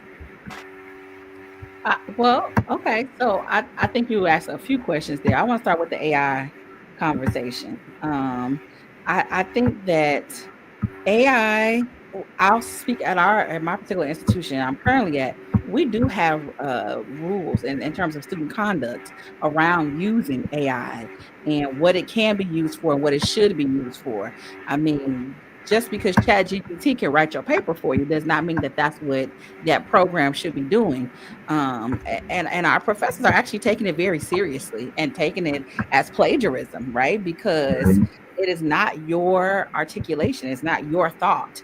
Now, can you use Chat GPT to help with the brainstorming? Will help it. Can you use AI? Yes, you can. I mean, you're not going to be able to have academics at this point without it. But how that happens is very it's very important. So what we're starting to see is universities that are actually incorporating this into their student conduct, into their student ethics, how students are uh, I would say socialized to operate at university, because we don't want AI to write papers and to write things. And so, and actually I think we even have to be more careful in that way, right? Because what we do know is that when certain students, Black students, do things, that perhaps they may not get the fairest shake. And that's just at all school, right? You might not get, so you might use AI, someone else might use AI, and your stuff might be flagged. Okay, but the hit to your grade might be a lot deeper. So you have to be careful. And I always tell people, listen, you need to make sure that you are always operating from a point of a very ethical value system. Period. Full stop. Right. So I would say that about AI, but the future is that you need AI. Now your second question was kind of interesting to me because I mean, I've never worked at a HBCU, right? But I do believe that HBCUs prepare students to be able to go into these workspaces and enter into the world. I think that you can't really generalize because there's so many different HBCUs that are in like various places. In terms of thought, you have some that are more liberal arts in nature. You have some like if you haven't been following like what's going on at Morris Brown and how that brother is actually rebuilding the college from its losing its accreditation. I think Right. the same thing is happening over at I can't think of the name of the school, but it is in North Carolina, if I'm not mistaken. I can't think of it right now. There's a brother out there that's rebuilding the school that had lost its accreditation as well. And so you have those, but then you have those that, perhaps are more of what I would say, have a long-standing tradition and history, and their students have been able to kind of go out and do some things. And so, I think that it comes with what we're also seeing in HBCU world is new leadership, right? So we've had this period of time where you've had presidents that have been presidents for 30, 40 years.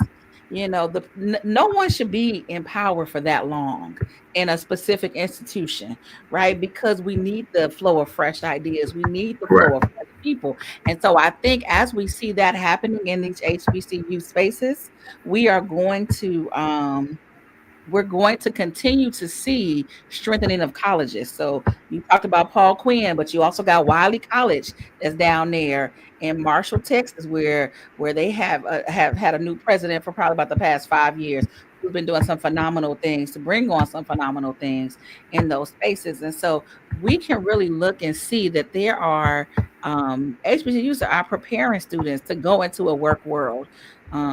Yeah. So I don't know if that answers your question, but I will say that you know HBCUs are not unlike other colleges. They got career services areas. They have mechanisms to help support students, and I would argue that they have a very strong alumni network that we see across, especially like moved from the Chicagoland area, Atlanta area. Like you have strong contingencies, Indianapolis, of HBCU grads who are pouring back and giving back to those in their community as well. So.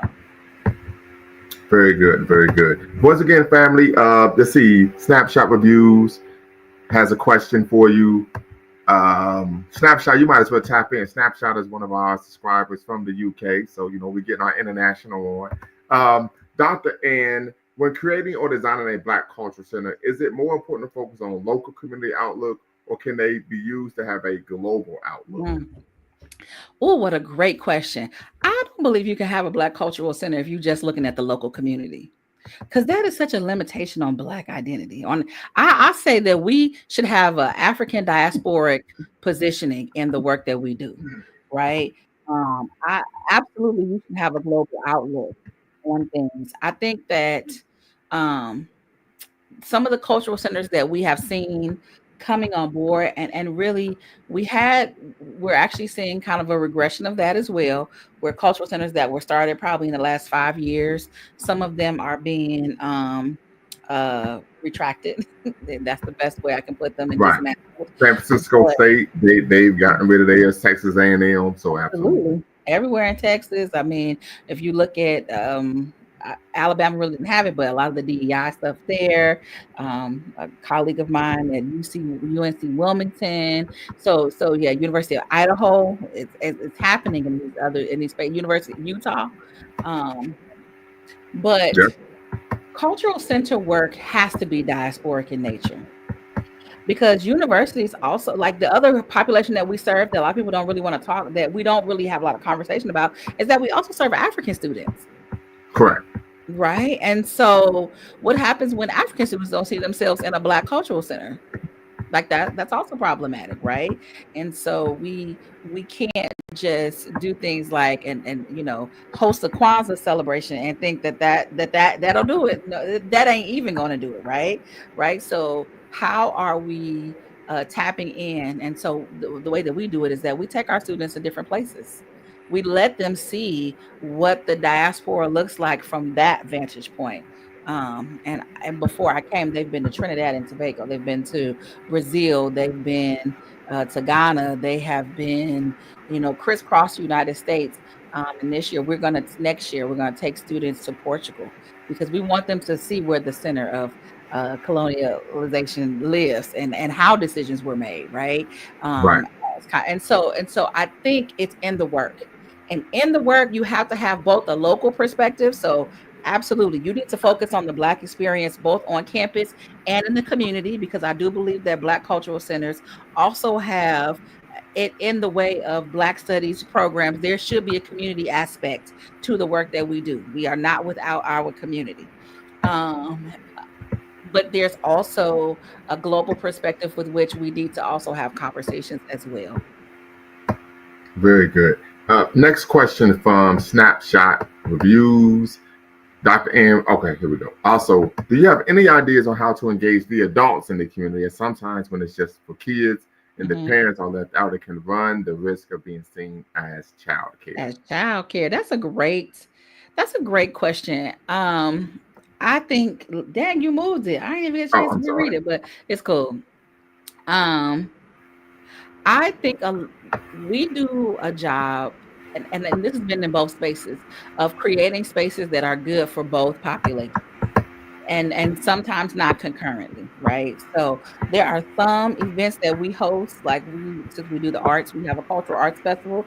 We tell them, do not bring your kids up in here, because they're gonna hear some stuff that you might not want them to hear, because these are students expressing themselves, right? And however that might look, right? And so it's gonna be some cussing, it's gonna be some stuff, right? But it is more amenable to adults, right? And so I do think that it's important in order to engage adults, then we have to think about what are the needs of that community. There is no blanket answer for all communities.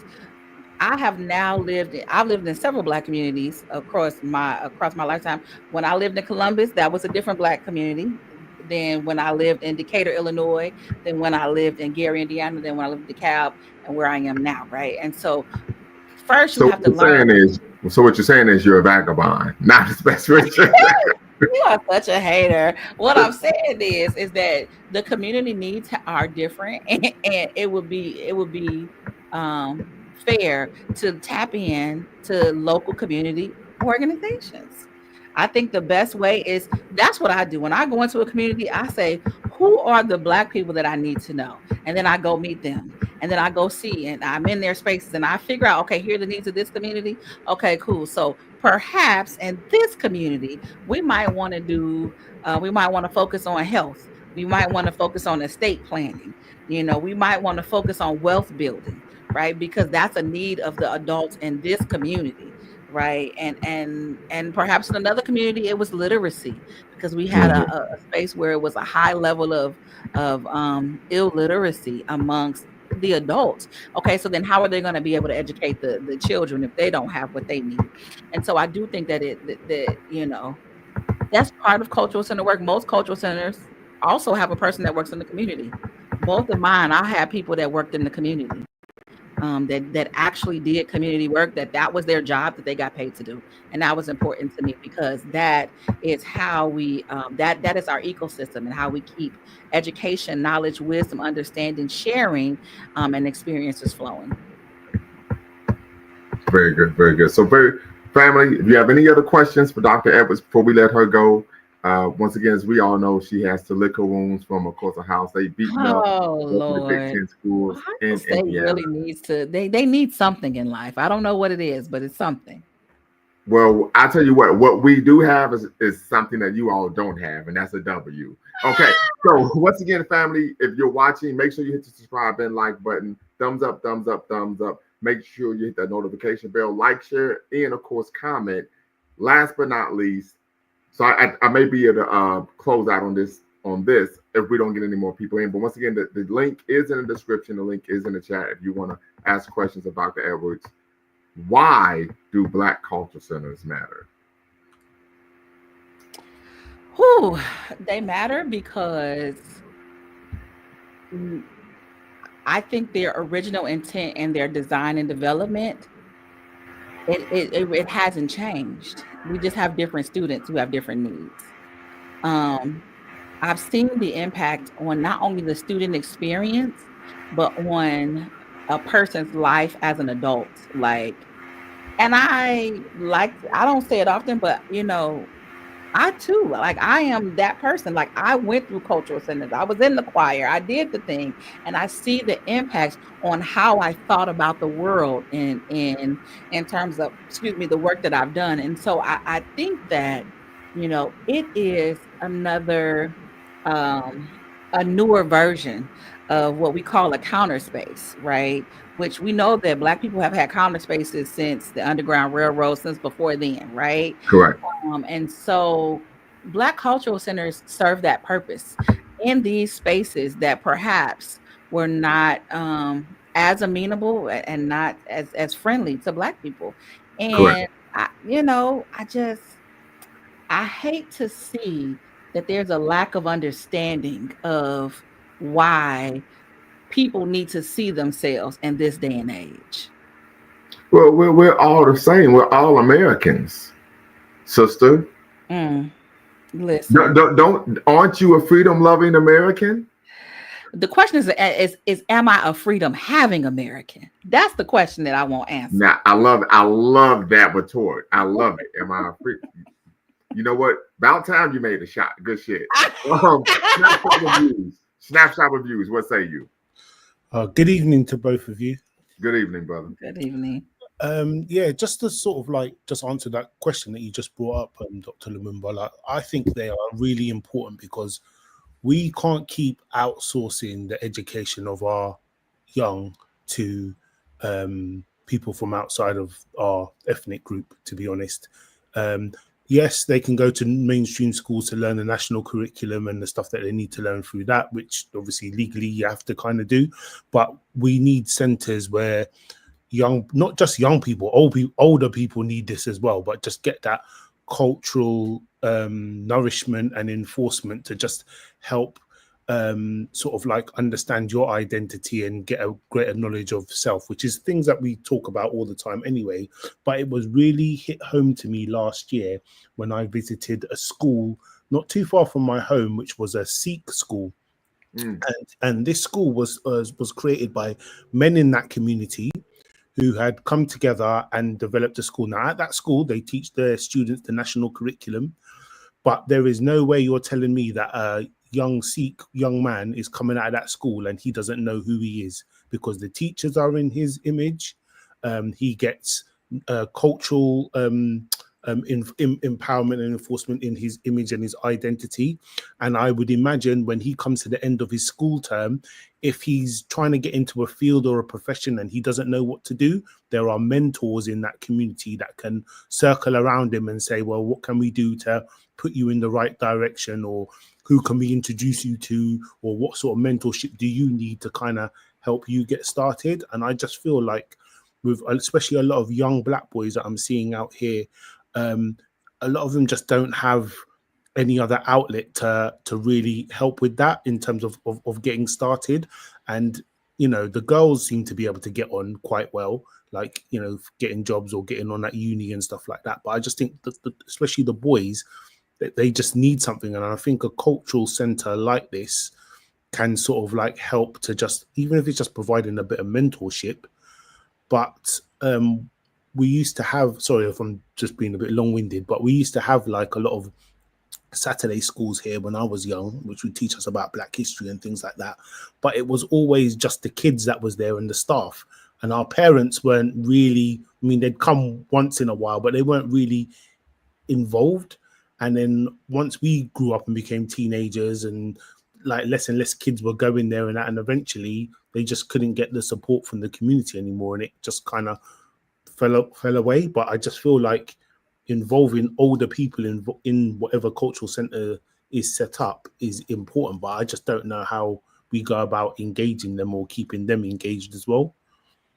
Sorry, I went all over the place with that one. But no, I mean, no. I think you made some very good points though in your statements, and I would actually argue, and this I've not heard this before, but I would actually argue, and probably Dr. Lumumba was probably heard, but you know, we have spaces like Boys and Girls Clubs that I think have long stands been serving the role of a Black cultural center, you know, in a lot of our communities where they have been teaching skills and abilities. I think that community centers in a lot of our neighborhoods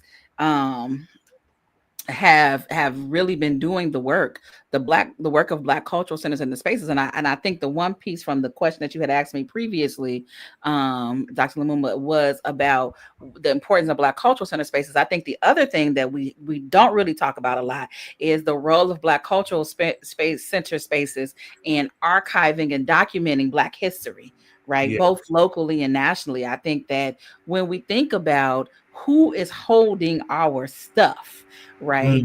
You know, it's important that Black cultural centers exist, because in a lot of ways we are also standing archives for African diasporic information, both locally and globally. Yeah, absolutely. I mean, Dr. Lumumba and I have said this before. I've talked about this before. Like, there really is a barrier between getting access to information for a lot of people in terms of like access to information around Black history, Black African culture, how we all connect with diaspora and stuff. And you'll find some people like Dr. Lumumba who, you know, really go in on this stuff and really knows quite a lot. But how do those messages get spread out? And if we're not, like you just said, if we're not archiving or documenting our own history or keeping track of that, those records, then, you know, we're not doing ourselves any favors, are we? Yeah. I would agree with that statement, actually. Yeah, I think I think that a lot of conversations, obviously, that I have, and I'm going to answer that question or kind of talk. I would love to talk through that question. But I think a lot of the conversations that we've had have been U.S. centered.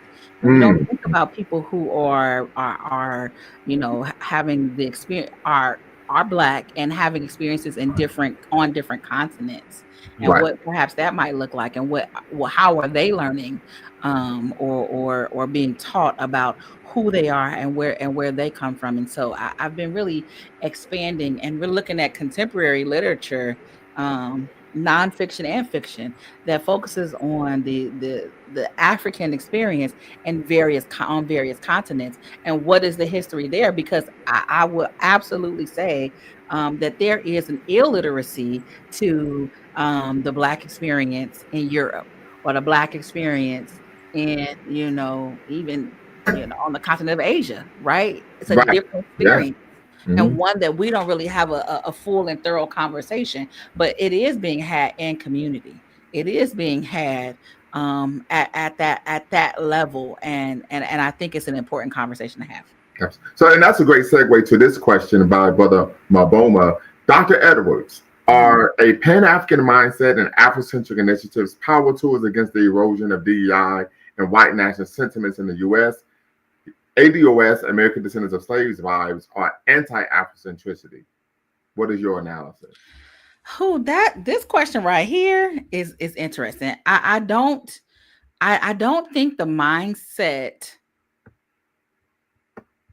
helps against the erosion of DEI, because the erosion of DEI is happening at a state and a federal level. And so that, in order for them to be power tools, then you have to be able to use them effectively in those spaces. And you're just not able to do that. How it does benefit against the erosion of DEI is that in our spaces, we can adopt these mindsets. We can teach, we can, put out resources and help students to find reading lists, and host conversations, and bring in people that have these mindsets, right? And at some point, I can't at some point, I have to think less about what they're trying to do at the federal and state level, and I have to think more about the minds that I need to touch right now. Mhm. Right? Because I think that mindset, and when I met Brother Lumumba, the first I was my host, we were like, yeah, he's Pan-Africanist, right? You You're know. trying to hit on me, y'all. I'm joking, right? Completely joking. Oh no. So but I think that, how what we can use them at, this is our, not to quote, but to quote, this is our vibranium. Our mindset is what helps us to stand apart, right? And it helps to be creative against it. And now the ways in which I can see it to be creative is that now we are figuring out creative ways to move, creative ways to do different things, how to position our work, how we talk about our work. You saw a lot of positions that were DEI that were renamed relatively quickly, right? So as not to cause alarm, not to ring any bells. Don't be too loud with it, right? Fly under the radar, in fact. But all the while, the goal is still the goal. Are we teaching? Are we educating? Are we, getting that information out there? Um, and I also want to say that, it would be irresponsible of me to say that everybody who runs a Black Cultural Center has adopted these mindsets. Yeah, we had a conversation about that offline. So it's good. We ain't gotta bring it online. Right, I'm right. just We ain't gonna bring it saying. online. Absolutely not. No, I'm just saying though, it just who's one of the things that I'm very passionate about is helping to train, helping to develop the next generation of leaders in these spaces. For that very reason, because we have got to learn how to do the counter work in our spaces and how to continue the work. This is really race work, right? So how do we continue to do this work in these spaces um, without utilizing some of the things that have generationally become to known to be like, I'm a millennial, I'm not going to stay in a job, I don't have to take this. How do we continue to help people see themselves in this work in a way that will actually help to continue to move the work forward? Absolutely. Any final questions I For see a the question in the chat, but I'm gonna give that to you, Dr. Is Lamont. Pan-Africanism achieves its goal, will DEI become irrelevant for us? That's a good question. I think it depends on what goals are we talking about in terms of Pan-Africanism. Are we talking about unifying our people irrespective of where we are in the world? Or are we talking about restoring our people to our traditional greatness in which we have power socially, politically, economically on a global level? If Well, that's the case, absolutely. It wouldn't be needed necessary because we'll be the authors of our own destiny. see, because that's where I think the focus should really be. The DEI stuff, while we're trying to integrate into a system that's foreign to us, it can have its advantages for us. But if ultimately the goal is sovereignty and us being able to have a better standing on our own 2 feet and being able to make ways for each other wherever we are on the planet, and the DEI stuff, we shouldn't care if it ends up getting eroded because we would have done what we can to support ourselves and have that sovereignty and that independence. I think things like this, I know it's quite easy to think, they're taking these programs away and it's going to be a bad thing. But usually when stuff like this happens, it forces us onto, like, they call it death ground, but it forces us to push forward and not get complacent and not rest on our laurels, because then we know, you know, we've got to go and get out from underneath, if that makes sense.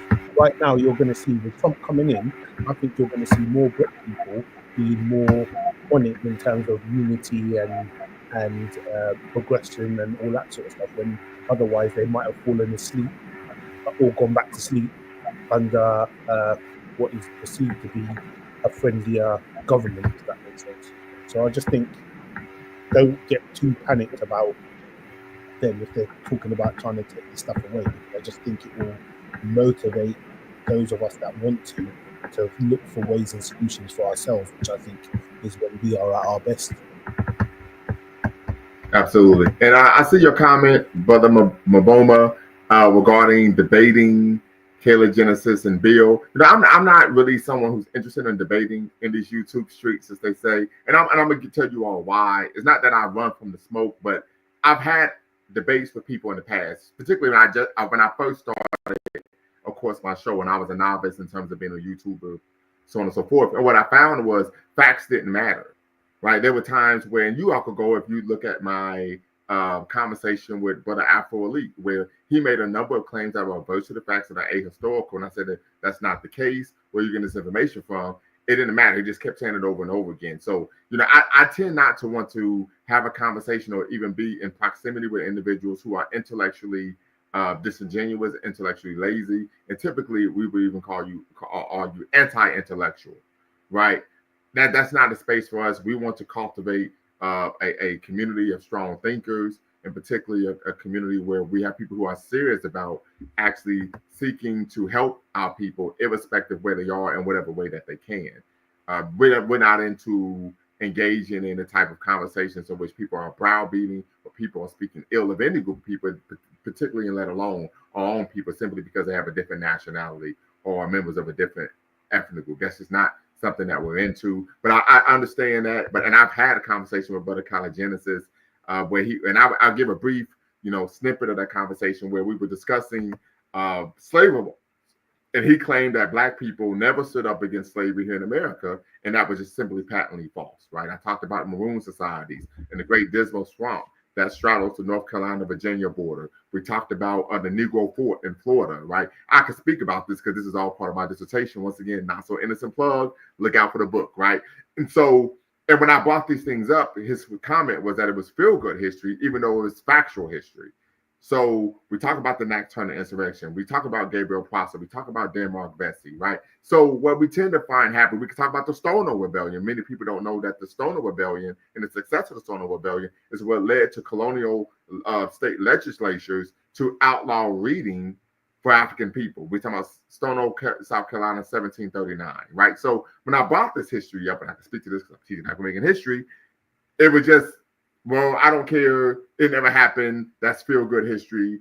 And so I don't want to have conversations with people and even give people a platform on my channel where they're spewing information that is just patently false. Any thoughts on that, Dr. Edwards? I mean, I tend to agree with you. I think that I think that there's room for various discourse as long as it's based in truth, obviously.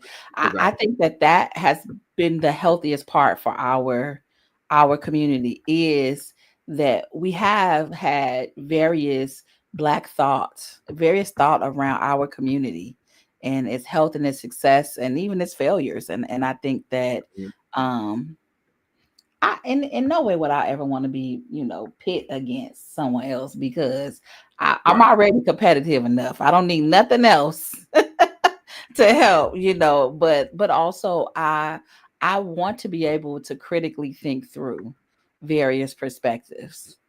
Especially when it comes to our future, because it's just too important to see things one way. Right. Very true. Very true. Very true.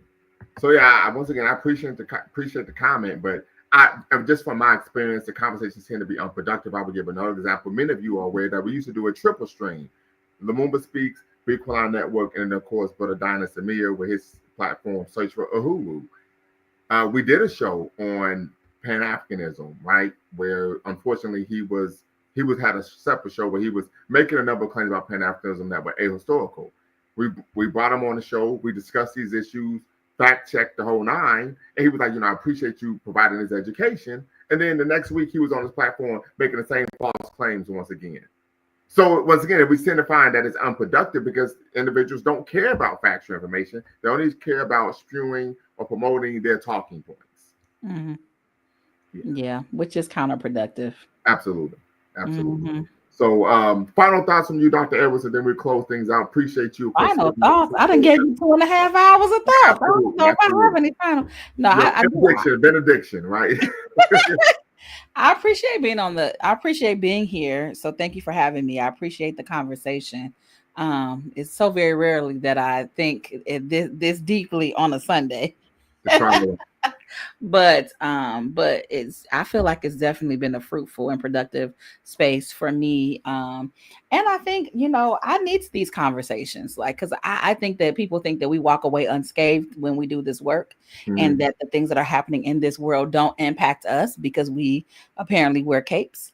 But that is true and not, right? So it does mean that, sometimes we need our cup filled, right? And just being in discourse with other folks who are for the community, who just want the best.